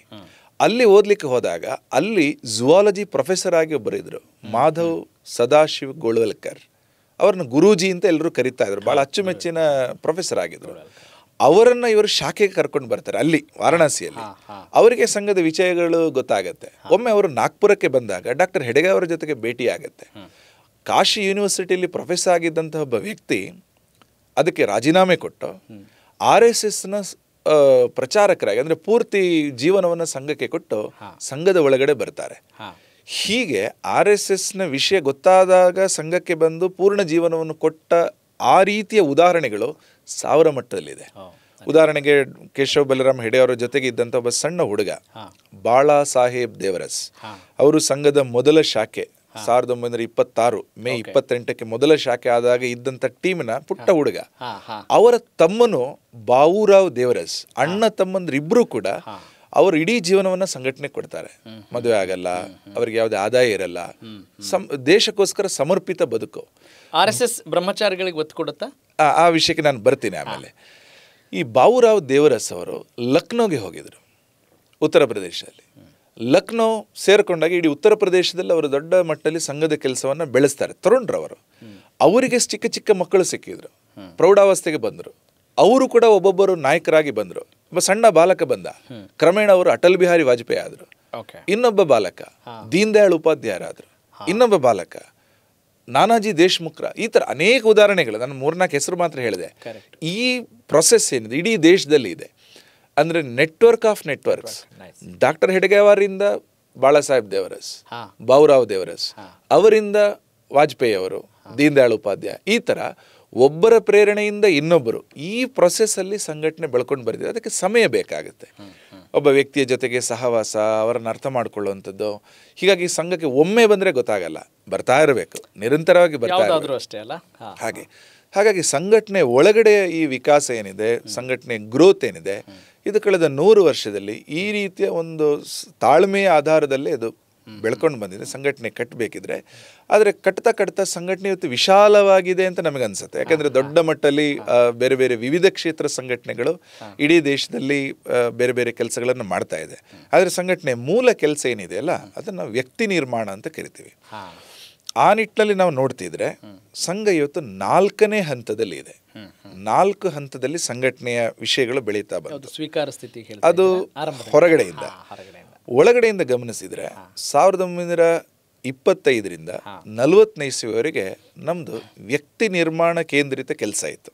ಮ್ಯಾನ್ ಮೇಕಿಂಗ್ ಅಂತ ಕರೀತಾರೆ. ಒಬ್ಬ ವ್ಯಕ್ತಿಯನ್ನ ಸಂಘಟನೆಗೋಸ್ಕರ, ದೇಶಕ್ಕೋಸ್ಕರ ತಯಾರು ಮಾಡುವಂಥ ಕೆಲಸ. ಆ ವ್ಯಕ್ತಿಯಲ್ಲಿ ಬೇಕಾದಂಥ ಗುಣಗಳ ವಿಕಾಸ. ಆ ವ್ಯಕ್ತಿಯಲ್ಲಿ 3 ಗುಣಗಳು ಒಳಗಡೆ ಇರುತ್ತೆ. ಒಂದು ಅದಲ್ಲ, ಅದೊಂದು ಮಾನಸಿಕ ಗುಣ, ಒಂದು ವ್ಯಕ್ತಿತ್ವ, ಬೇರೆನೆಂತ ಇಲ್ಲ. ಅದು ಹೌದು, ಸತ್ವ ರಜತಮ ಸೇರಿನೇ ವ್ಯಕ್ತಿತ್ವ ಆಗತ್ತೆ. ಒಂದು ವ್ಯಕ್ತಿತ್ವ, 2ನೇದು ಕರ್ತೃತ್ವ, 3ನೇದು ನೇತೃತ್ವ. ಈ 3 ಒಬ್ಬ ವ್ಯಕ್ತಿಯಲ್ಲಿ ಇರುತ್ತೆ. ಒಂದು ಕರ್ತೃತ್ವ, ನೇತೃತ್ವ ಅಂದ್ರೆ ಲೀಡರ್ಶಿಪ್. ಕೊನೆಗೆ ಲೀಡರ್ಶಿಪ್. ಈ 3 ಒಬ್ಬರ ಪ್ರತಿ ವ್ಯಕ್ತಿಯಲ್ಲೂ ಇರುತ್ತೆ. ಆ ವ್ಯಕ್ತಿಗೆ ಅವರದೇ ಒಂದು ವ್ಯಕ್ತಿತ್ವ, ಸ್ವಭಾವಗಳು. ಕರ್ತೃತ್ವ, ಕ್ರಿಯೇಟಿವಿಟಿ, ಕೆಲಸ ಮಾಡುವ ಶೈಲಿಯಲ್ಲಿ ಒಂದು ವಿಶಿಷ್ಟತೆ. ಹಾಗೇನೆ ನೇತೃತ್ವ, ಯಾವುದೋ ಒಂದು ಲೀಡರ್ಶಿಪ್ ಇರುತ್ತೆ. ಈ 3ಅನ್ನ ಪೋಷಿಸುವ ಒಂದು ಕೆಲಸ, ಇದು ವ್ಯಕ್ತಿ ನಿರ್ಮಾಣದ ಕೆಲಸ.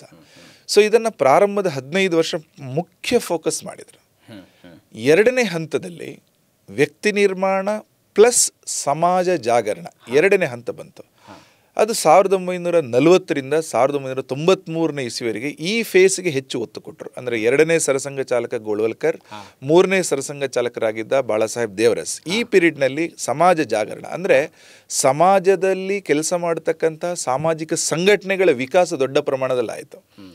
36ನೇ ಇಸ್ವಿಯಲ್ಲಿ ಸಮಿತಿ ಬಂದಿತ್ತು, 49ರಲ್ಲಿ ABVP, 52ರಲ್ಲಿ ವನವಾಸಿ ಕಲ್ಯಾಣಾಶ್ರಮ, 55ರಲ್ಲಿ ಭಾರತೀಯ ಮಜ್ದೂರ್ ಸಂಘ, 64ರ ಜನ್ಮಾಷ್ಟಮಿಗೆ ವಿಶ್ವ ಹಿಂದೂ ಪರಿಷತ್, ನಂತರ ಸಂಸ್ಕಾರ ಭಾರತಿ, ಸಂಸ್ಕೃತ ಭಾರತಿ, ಆರೋಗ್ಯ ಭಾರತಿ, ಅಖಿಲ ಭಾರತೀಯ ಇತಿಹಾಸ ಸಂಕಲನ ಸಮಿತಿ, ಅಖಿಲ ಭಾರತೀಯ ಪೂರ್ವ ಸೈನಿಕ ಸೇವಾ ಪರಿಷತ್, ಈ ತರ ಅನೇಕ ಸಂಘಟನೆಗಳ ಬಜರಂಗ ದಳ ವಿಶ್ವ ಹಿಂದೂ ಪರಿಷತ್ತಿನ ಒಂದು ಯುವ ಆಯಾಮ. Hindu Jagarana Vedike it is part of RSS. ಅದೊಂದು ಪ್ರತ್ಯೇಕ ಸಂಘಟನೆ ಅಲ್ಲ. ಬಜರಂಗ ದಳ ಅನ್ನುವಂಥದ್ದು ವಿಶ್ವ ಹಿಂದೂ ಪರಿಷತ್ ಅನ್ನುವ ಸಂಘಟನೆಯ ಯುವ ಆಯಾಮ. ವಿಶ್ವ ಹಿಂದೂ ಪರಿಷತ್ ಒಳಗಡೆ ದುರ್ಗಾ ವಾಹಿನಿ, Bajrang Dal, all are dimensions within ವಿಶ್ವ ಹಿಂದೂ ಪರಿಷತ್. ಹಿಂದೂ ಜಾಗರಣ ವೇದಿಕೆ ಅನ್ನುವಂಥದ್ದು ಒಂದು ಪ್ರತ್ಯೇಕ ಸಂಘಟನೆ. ಈ ತರ ಸಂಘಟನೆಗಳ ವಿಕಾಸ ಆಯ್ತು. ಸೊ ಇದೆಲ್ಲ ಸೆಪರೇಟ್ ವಿಂಗ್ಸ್ ಅಂತೀರಿ ನೀವು? ವಿಂಗ್ಸ್ ಅಂತ ನಾವು ಹೇಳಲ್ಲ, ಇದೆಲ್ಲೂ ಕೂಡ ಬೇರೆ ಬೇರೆ ಸಂಘಟನೆಗಳು, ಸಂಘಟನೆ ಒಳಗಡೆ ಆಯಾಮಗಳು ಅಂತ ಇರುತ್ತೆ. ಅಲ್ಲ, ಎಲ್ಲ ಸಂಘಟನೆಗಳಲ್ಲೂ RSS ನ ಮೂಲ ಧ್ಯೇಯ ಇದ್ದೇ ಇದೆ. ಮೂರು ಸಿದ್ಧಾಂತಗಳು, ಅಲ್ಲಿಗೆ ನನ್ನ ಸಿದ್ಧಾಂತದ ಬಾರ್ಟಿಗೆ ನಾನು ನಂತರ ಬರ್ತೀನಿ. ಹೀಗೆ ಒಂದೊಂದು ಕ್ಷೇತ್ರಗಳಲ್ಲೂ ವಿಕಾಸ, ವಿಜ್ಞಾನ ಕ್ಷೇತ್ರ, ವಿಜ್ಞಾನ ಭಾರತಿ, ಈ ಥರ ಬೇರೆ ಬೇರೆ ಕ್ಷೇತ್ರಗಳಲ್ಲೂ ಸಂಘಟನೆಯ ಒಂದು ಅಥವಾ ಕಾರ್ಯಕರ್ತರು ಹೊಸ ಹೊಸ ಸಂಘಟನೆಗಳನ್ನು ಪ್ರಾರಂಭ ಮಾಡಿದರು. ಹೀಗಾಗಿ ಈ ಹಂತವನ್ನು ಸಮಾಜ ಜಾಗರಣ ಅಂತ ಕರಿತೀವಿ. ಮೂರನೇ ಹಂತ ಅದು ಸಮಾಜ ಪರಿವರ್ತನೆ ಹಂತ, ಸೋಷಿಯಲ್ ಟ್ರಾನ್ಸ್ಫಾರ್ಮೇಷನ್. ಸೊ ವ್ಯಕ್ತಿ ನಿರ್ಮಾಣ, ಸಮಾಜ ಜಾಗರಣ ಮತ್ತು ಸಮಾಜ ಇದು ಮೂರು ಸೇರ್ಕೊಂಡ ಹಾಗೆ 93ನೇ ಇಸ್ವಿಯಿಂದ 2013 ಆ ಸಂದರ್ಭದಲ್ಲಿ ಆಯಿತು. ಆ ಟೈಮಲ್ಲಿ ನಾವು ಗತಿವಿಧಿಗಳು ಅಂತ ಸಂಘದಲ್ಲಿ ಪ್ರಾರಂಭ ಆಯಿತು, ಇನಿಷಿಯೇಟಿವ್ಸ್. 1996ನೇ ಇಸ್ವಿಲಿ ಧರ್ಮ ಜಾಗರಣ ಅಂತ ಗತಿವಿಧಿ ಶುರುವಾಯಿತು. ಮತಾಂತರವನ್ನು ತಡೆಯುವುದು, ಮತಾಂತರ ಆದವರನ್ನ ವಾಪಸ್ ತರುವಂಥದ್ದು ಧರ್ಮ ಜಾಗರಣದ ಉದ್ದೇಶ. ಹಾಗೆಯೇ ಕುಟುಂಬ ಪ್ರಬೋಧನ, ಪರಿಸರ ಸಂರಕ್ಷಣೆ, ಗ್ರಾಮ ವಿಕಾಸ, ಗೋಸೇವಾ, ಸಾಮರಸ್ಯ, ಈ ರೀತಿಯ ಇನಿಷಿಯೇಟಿವ್ಸ್, ಗತಿವಿಧಿಗಳು ಅಂತ ಕರೀತಾರೆ. ಇದರಲ್ಲಿ ಸಮಾಜದ ಎಲ್ಲರೂ ಕೈ ಸೇರಿ ಜೋಡಿಸಿ ಕೆಲಸ ಮಾಡಬೇಕು. ಈ ಹಂತದ್ದು ಈಗ 4ನೇ ಹಂತದಲ್ಲಿದೆ, ವ್ಯವಸ್ಥಾ ಪರಿವರ್ತನೆ ಅಂತ ಕರಿತೀವಿ. ಅಂದರೆ ಮೊದಲ ಮೂರು ಸೇರಿ ವ್ಯಕ್ತಿ ನಿರ್ಮಾಣ, ಸಮಾಜ ಜಾಗರಣ, ಸಮಾಜ ಪರಿವರ್ತನೆ ಮತ್ತು ವ್ಯವಸ್ಥಾ ಪರಿವರ್ತನೆ. ಸಮಾಜದಲ್ಲಿ ಅನೇಕ ವ್ಯವಸ್ಥೆಗಳು ಅಂತ ಏನಿದೆ, ಆ ವ್ಯವಸ್ಥೆಗಳಲ್ಲಿ ಸಾಮಾಜಿಕ ವ್ಯವಸ್ಥೆಗಳು, ಶೈಕ್ಷಣಿಕ ವ್ಯವಸ್ಥೆಗಳು, ಅದರಲ್ಲಿ ಪರಿವರ್ತನೆ ತರ್ತಕ್ಕಂಥ ಕೆಲಸವನ್ನು ಬೇರೆ ಬೇರೆ ಹಂತದಲ್ಲಿ ಸ್ವಯಂ ಸೇವಕರು ಮಾಡ್ತಾ ಇದ್ದಾರೆ. ಹೀಗಾಗಿ ಸಂಘ ನಿಧಾನಕ್ಕೆ ಒಂದು ಅರಳುವ ಸಂಘಟನೆ. ಹಾಗಾಗಿ ದತ್ತೋಪಂತ ಠೇಂಗಡಿಯವರು ಆಗ ಒಂದು ಒನ್ಲೈನರ್ ಕೊಟ್ಟಿದ್ರು. ಅವರು ಇನ್ನೊಂದು ಒನ್ಲೈನರ್ ಕೊಟ್ಟಿದ್ದಾರೆ RSS ಬಗ್ಗೆ. RSS ಅಂದರೆ it is an organisation which has progressive unfoldment. ಅಂದರೆ ಇವತ್ತು ಸಂಘಟನೆ ಯಾವ ರೀತಿಯಲ್ಲಿ ವಿಸ್ತೃತವಾಗಿದೆ ಅದು ಮೂಲದಲ್ಲಿ ಗೊತ್ತಾಗ್ತಾ ಇರಲಿಲ್ಲ ಪ್ರಾರಂಭದಲ್ಲಿ. ಉದಾಹರಣೆ, ಕೈಯಲ್ಲಿ ಒಂದು ಬೀಜ ಇದ್ರೆ, ಯಾವುದೋ ಒಂದು ಸೀಡ್ ಬೀಜ ಇದ್ರೆ, ಆ ಬೀಜ ಭಾಳ ಪುಟ್ಟದು, ಅದರಲ್ಲಿ ಆಟ ಆಡಿಸ್ಬೋದು ಅಂತ ಅನಿಸುತ್ತೆ. ಆ ಬೀಜವನ್ನು ನಾವು ಮಣ್ಣಿಗೆ ಹಾಕಿ ಅದಕ್ಕೆ ನೀರು, ನೆರಳು, ಪೋಷಕಾಂಶ ಕೊಟ್ಟಾಗ ಅದು ಜರ್ಮಿನೇಟ್ ಆಗುತ್ತೆ, ಬೇರುಗಳು ಬೆಳೆಯುತ್ತೆ, ಕಾಂಡ ಮೇಲೆ ಬರುತ್ತೆ, ಎಲೆಗಳು ಪುಟಿದೇಳುತ್ತೆ, ವಿಸ್ತೃತವಾಗಿ ಬೆಳೀತಾ ಹೋಗುತ್ತೆ. ಬೇರುಗಳು ಎಷ್ಟು ಆಳಕ್ಕೆ ಇಳಿಯುತ್ತೆಯೋ ಕಾಂಡಗಳು ಅಷ್ಟು ಮೇಲಕ್ಕೆ ಹೋಗ್ತಾ ಇರುತ್ತೆ. ಎರಡೂ ಮುಖದಲ್ಲಿ ಅದರ ಬೆಳವಣಿಗೆ ಹೇಳುತ್ತೆ. ಬೇರುಗಳು ಆಳಕ್ಕೆ ಇಳಿಬೇಕು, ಕಾಂಡ ಮೇಲಕ್ಕೆ ಹೋಗುತ್ತೆ, ರೆಂಬೆ ಕೊಂಬೆಗಳು ಬರುತ್ತೆ, ಹೂ ಬಿಡುತ್ತೆ, ಹಣ್ಣಾಗತ್ತೆ. ಆ ಬೀಜವನ್ನು ಪ್ರಾರಂಭದಲ್ಲಿ ಹಿಂದೆ ನೋಡಿದಾಗ ಇದರಲ್ಲಿ ಇನ್ನು ಮುಂದೆ ಕಾಯಿಗಳು ಬರುತ್ತೆ, ಇದರಲ್ಲಿ ಎಲೆಗಳು ಬರುತ್ತೆ, ಇಷ್ಟು ದೊಡ್ಡದಾಗತ್ತೆ ಅಂತ ಗೊತ್ತಿರಲಿಲ್ಲ. ಸಂಘಟನೆನೂ ಅಷ್ಟೇನೆ. ಸಂಘದ ಬೇರುಗಳು ಗಟ್ಟಿಯಾಗ್ತಾ ಇದ್ದ ಹಾಗೇನೆ ಸಂಘದ ಬಾಹ್ಯ ರೂಪಗಳು ಗೊತ್ತಾಗ್ತಾ ಹೋಯ್ತು, ರೆಂಬೆ ಕೊಂಬೆಗಳು ಬರ್ತಾ ಹೋಯ್ತು. ಹೊರಗಡೆ ನಾವು ಇವತ್ತು ಕಾಣುವ RSS ಏನಿದೆ ಅದು ಒಂದು ಭಾಗ. ಬೇರುಗಳು ಇನ್ನೂ ಗಟ್ಟಿಯಾಗಿದೆ. ಬೇರುಗಳು ಸಂಘದ ಮೂಲ ಕೆಲಸ ಏನಿದೆ ಅದು ಸಮಾಜದಲ್ಲಿ ಗಟ್ಟಿಯಾಗಿದೆ. ಎಷ್ಟು ಬೇರು ಗಟ್ಟಿ ಇದೆಯೋ ಅಷ್ಟು ಕಾಂಡದ ವಿಸ್ತೃತ ಆಗುತ್ತೆ. ಆ ರೀತಿಯಲ್ಲಿ ಹೊಸತಾದ ಕೆಲವು ಸಂಗತಿಗಳು ಗೋಚರ ಆದಾಗ, ಹೂ, ಕಾಯಿ, ಹಣ್ಣುಗಳು ಬಂದದ್ದು ನಾವೇನು ಇವತ್ತು ನೋಡ್ತಾ ಇದ್ವಿ, ಅದು ಬೀಜದ ಒಳಗಡೆ ಆಲ್ರೆಡಿ ಇತ್ತು. ಬೀಜಕ್ಕೆ ಶಕ್ತಿ ಇತ್ತು, ಆದರೆ ಬೀಜವನ್ನು ಮಾತ್ರ ನೋಡಿದಾಗ ಗೊತ್ತಾಗ್ತಾ ಇರಲಿಲ್ಲ. ಹಾಗಾಗಿ ಸಂಘದ ವಿಕಾಸ ಆ ರೀತಿಯ ಒಂದು ಪ್ರೋಗ್ರೆಸಿವ್ ಅನ್ಫೋಲ್ಡ್ಮೆಂಟ್ ಅನ್ನುವಂಥದ್ದನ್ನು ದತ್ತೋಪಂತ ಠೇಂಗಡಿಯವರು ಹೇಳ್ತಾ ಇದ್ರು. ಹಾಗಾಗಿ ಸಂಘ ಇವತ್ತು ತನ್ನ ಮೂಲ ಯೋಚನೆಗಳಲ್ಲಿ ಒಂದೊಂದನ್ನೇ ಸೇರಿಸ್ತಾ ಈ ರೀತಿಯಲ್ಲಿ ವಿಕಾಸ ಆಗ್ತಾ ಬರ್ತಾ ಇದೆ. ನಿಜ ತುಂಬ ನೀವು ಮೆಸ್ಮರೈಸಿಂಗ್ ಆಗಿ ನಮಗೆ ಎಕ್ಸ್ಪ್ಲೈನ್ ಮಾಡ್ತಾ ಇದ್ರಿ, ಖುಷಿ ಆಗ್ತಾ ಇದೆ. ಅಂದರೆ ಆರಂಭದಲ್ಲಿರುವಾಗ ಎಲ್ಲರೂ ಅದು ಹಾಸ್ಯಕ್ಕೆ ಈಡ್ ಮಾಡ್ಬೋದು, ಆದರೆ ಹೆಮ್ಮರವಾದಾಗ ಟೀಕೆಗಳು ಬರಲ್ಲ ಅಂತ ಅರ್ಥ ಮಾಡ್ಕೊಳ್ಬೋದಾ ನಾವು? ಖಂಡಿತ. ಅಂದರೆ ಸಂಘವನ್ನು ಅರ್ಥ ಮಾಡ್ಕೊಳ್ತಾ ಹೋಗ್ಬೇಕು. ಯಾರು ಇದನ್ನು ಸಂಘವನ್ನು ವಿರೋಧ ಮಾಡ್ತಾ ಇಲ್ಲ, ಆರಂಭದಲ್ಲಿ ನಿಜ ನೀವು ಹೇಳಿದ ಹಾಗೆ ಒಂದು ಸೀಡ್ನ ಅರ್ಥ ಮಾಡ್ಕೊಳಕ್ಕಾಗಲ್ಲ, ಆದರೆ ಹೆಮ್ಮರವಾದಾಗ ಅದು ಫಲಗಳನ್ನು ಕೊಡ್ತಾ ಇದೆ ಅಂತ ಹೇಳಿದಾಗ ಯಾಕೆ ದೂಷಣೆ ಮಾಡ್ತಾರೆ? ಅದಕ್ಕೆ ಹೇಳಿದೆ ಸ್ವೀಕಾರದ ಹಂತ ಕರೆಕ್ಟ್ ಇದೆ. ಸ್ವೀಕಾರದ ಹಂತದಲ್ಲಿ ನಾವಿದ್ದೀವಿ. ಅಂದರೆ ಸಂಘದ ಒಂದು ಬಾಹ್ಯ ಪ್ರಕಟೀಕರಣ ಇವತ್ತು ಸಮಾಜದ ಎಲ್ಲರಿಗೂ ಕೂಡ ಬೇಕು. ಇದರಲ್ಲಿ ಸ್ವಲ್ಪ ನೆರಳು ಸಿಗುತ್ತೆ, ಸಮಾಜಕ್ಕೆ ಆಸರೆ. ಒಂದು ದೊಡ್ಡ ಮರ ಇದ್ದಾಗ ಸಮಾಜಕ್ಕೆ ಒಳ್ಳೆಯದೇ ಅಲ್ವಾ? ಆ ರೀತಿಯಲ್ಲಿ ಸಂಘದ ಚಟುವಟಿಕೆ ನಡೀತಾ ಇದೆ, ಸೇವಾ ಚಟುವಟಿಕೆ ನಡೀತಾ ಇದೆ, ಸಮಾಜಕ್ಕೋಸ್ಕರ ದೇಶಕ್ಕೋಸ್ಕರ ಯೋಚನೆ ಮಾಡುವವರು ಬರ್ತಾ ಇದ್ದಾರೆ. ಸಮಾಜದಲ್ಲಿ ಸ್ವೀಕೃತಿ ಇದ್ದೇ ಇದೆ ಈ ಅಂಶದಲ್ಲಿ. ಇದಕ್ಕೆ ಎರಡು ಅಂಶಗಳಾಗ ನಾವು ಮಾತಾಡುವಾಗ ಬಂದಿತ್ತು, ಅದನ್ನು ಈಗ ನಾನು ವಿಸ್ತೃತ ಮಾಡ್ತೀನಿ. ಒಂದು ಚಿಂತನೆಯ ಭಾಗ, ಇನ್ನೊಂದು ಪ್ರಚಾರಕರ ಬಗ್ಗೆ ನೀವು ಕೇಳಿದ್ರಿ. ಮೊದಲು ನಾನು ಚಿಂತನೆಯ ಭಾಗವನ್ನು ಗಮನಕ್ಕೆ ತರ್ತೀನಿ. ಸಂಘ ಯಾವ ವಿಷಯವನ್ನು ಇಟ್ಕೊಂಡು ಕೆಲಸ ಮಾಡ್ತಾ, ಇದಕ್ಕೊಂದು ಫಿಲಾಸಾಫಿಕಲ್ ಫೌಂಡೇಶನ್ ಇದೆ, ಅದನ್ನು ವೈಚಾರಿಕ ಅಧಿಷ್ಠಾನ ಅಂತ ಕರಿತೀವಿ. ಸೊ ನಾವು 3 ವಿಷಯಗಳ ಬಗ್ಗೆ ನಮ್ಮ ಸಂಘಟನೆಯಲ್ಲಿ ಪ್ರತಿನಿತ್ಯ ನಾವು ಮಾತಾಡ್ತೀವಿ. ಅದು ನಮ್ಮ ವಿಚಾರದ ಬೇಸ್, ವೈಚಾರಿಕ ಅಧಿಷ್ಠಾನ. ಮೊದಲನೆಯದು ಮಾತೃಭೂಮಿ, ಎರಡನೆಯದು ಹಿಂದುತ್ವ, ಮೂರನೆಯದು ಹಿಂದೂ ರಾಷ್ಟ್ರ. ಈ ನೆಲ, ಇದನ್ನು ತಾಯಿ ಅಂತ ಗುರುತಿಸಿ ಈ ನೆಲದ ಬಗ್ಗೆ ನಮ್ಮ ಭಾವನೆಯನ್ನು ತಾಯಿಯ ರೀತಿಯಲ್ಲಿ ನಾವು ಗುರುತಿಸಿ ಬೆಳೆಸುವಂಥದ್ದು. ಆ ರೀತಿಯಲ್ಲಿ ಜನ್ಮಭೂಮಿಯ ಭಾವ, ಮಾತೃಭೂಮಿಯ ಭಾವ, ಇದು ಸಂಘದ ಒಂದು ಪದ್ಧತಿ. ಇದು ಹಾಗಾಗಿ ನಮ್ಮ ಪ್ರಾರ್ಥನೆಯ ಮೊದಲ ಸಾಲಲ್ಲಿ ನಮಸ್ತೆ ಸದಾ ವತ್ಸಲೆ ಮಾತೃಭೂಮಿ, ಪ್ರಾರ್ಥನೆ ಕೊನೆ ಸಾಲಲ್ಲೂ ಕೂಡ ಭಾರತ್ ಮಾತಾ ಕಿ ಜೈ, ಮಾತೃತ್ವದ ಭಾವನೆ ಇದೆ. ಹಾಗಾಗಿ ನೆಲ ಅಂದಾಗ ತಾಯಿ, ಅದು ಅಥರ್ವಣ ವೇದದ ಭೂಮಿ ಸೂಕ್ತದಲ್ಲೇ ಒಂದು ಮಾತಿದೆ, ಮಾತಾ ಭೂಮಿ ಪುತ್ರೋಹಂ ಪೃಥಿವ್ಯಾಹ, ಭೂಮಿಯೇ ತಾಯಿ, ನಾವೆಲ್ಲರೂ ಇದರ ಮಕ್ಕಳು ಅನ್ನುವ ಭಾವ ಏನಿದೆ, ಇದನ್ನು ಪ್ರತಿನಿತ್ಯ ನಾವು ನಮ್ಮ ಸ್ವಯಂ ಸೇವಕರಿಗೆ ಎಲ್ಲೆಲ್ಲಿ ಹೇಳ್ಕೊಡ್ತೀವಿ. ಇದು ಮಾತೃಭೂಮಿ. ಎರಡನೇದು ಹಿಂದುತ್ವ. ಹಿಂದುತ್ವ ಅಂದರೆ ಹಿಂದೂತನದ ಒಂದು ಅಭಿವ್ಯಕ್ತಿ, ಹಿಂದೂ ಚಿಂತನೆಗಳು ಅಭಿವ್ಯಕ್ತಗಳು ಅಂತ ಮ್ಯಾನಿಫೆಸ್ಟ್ ಆಗುವಂಥದ್ದು, ಎಕ್ಸ್ಪ್ರೆಸ್ ಆಗುವಂಥದ್ದನ್ನು ಹಿಂದುತ್ವ ಅಂತ ಕರಿತೀವಿ. ಈ ದೇಶದ ಸನಾತನ ಹಿಂದುತ್ವದ ಬಗ್ಗೆ ಅದೇ ಹಿಂದೂತನ, ಹಿಂದೂ ನೆಸ್ ಅಂತ ಕರಿತೀವಿ. ಹಿಂದೆಲ್ಲ ಇದನ್ನ ಹಿಂದೂಯಿಸಮ್ ಅಂತ ಅಲ್ಲ, ಹಿಂದೂಯಿಸಮ್ ಅನ್ನೋ ಶಬ್ದವನ್ನು ಹೆಚ್ಚು ಬಳಸ್ತಾ ಇದ್ರು. ನಾವು ಹಿಂದುತ್ವ ಅಂತ ಇಸಮ್ ಅನ್ನೋ ಶಬ್ದಕ್ಕೆ ಒನ್ ಆಫ್ ದಿ ಮೀನಿಂಗ್ ಅಂದರೆ ಒಂದು ಫ್ರೇಮ್ಡ್ ಥಿಂಕಿಂಗ್, ಚೌಕಟ್ಟಿನ ಒಳಗಡೆ ಅಂತ ಇದೆ, ಸಿದ್ಧಾಂತ ಅಂತ ಬರುತ್ತೆ. ಅಷ್ಟೇ ಫ್ರೇಮ್ಡ್ ಥಿಂಕಿಂಗ್ ಅಂತ ಬರುತ್ತೆ. ಹಾಗೆ ಇಸಮ್ ಅನ್ನಂತ ನಾನು ಹೆಚ್ಚು ಅದನ್ನು ಬಳಸಲ್ಲ. ಹಿಂದುತ್ವ, ಸಾವರ್ಕರ್ ಕೂಡ ಅವರ ಪುಸ್ತಕ ಬರೆದಿದ್ರು. ಸೊ ಆ ಹಿಂದುತ್ವ ಅಂದರೆ ಹಿಂದೂತನದ ಅಭಿವ್ಯಕ್ತಿ, ಅದು ಈ ದೇಶದ ಮೂಲ ಗುಣ. ಅದು ಉದಾಹರಣೆಗೆ ನಮ್ಮ ದೇಶದಲ್ಲಿ ಒಂದು ಚಿಂತನೆ ಇದೆ, ತೇನ ತ್ಯಕ್ತೇನ ಭುಂಜೀತಾಹ, ಅಂದರೆ ನಿಮಗೆಷ್ಟು ಬೇಕು ಅಷ್ಟನ್ನೇ ತಗೊಳ್ಳಿ, ತ್ಯಾಗದ ಗುಣ ನಮಗಿರಬೇಕು, ಇನ್ನೊಬ್ಬರ ಬಗ್ಗೆ ಯೋಚನೆ ಮಾಡಬೇಕು ಅನ್ನೋ ಒಂದು ಗುಣ ಇದೆ. ನಿನಗೆ ಎಷ್ಟು ಬೇಕು ಅಷ್ಟು ತಗೋ. ಉದಾಹರಣೆಗೆ ಪ್ರಕೃತಿ ಅನ್ನುವಂಥದ್ದು ಒಂದು ವಿಷಯ. ಪ್ರಕೃತಿ ನಮಗೆ ಬೇಕು, ಹೌದು, ಆದರೆ ಪ್ರಕೃತಿಯನ್ನು ಶೋಷಣೆ ಮಾಡಬಾರ್ದು. ಎಷ್ಟು ಬೇಕೋ ಅಷ್ಟು ತಗೊಳ್ಬೇಕು, ಉಳಿದದನ್ನು ಬಿಡಬೇಕು. ಈ ಚಿಂತನೆ ಭಾರತದ ಹಳ್ಳಿಗಳಲ್ಲಿದೆ.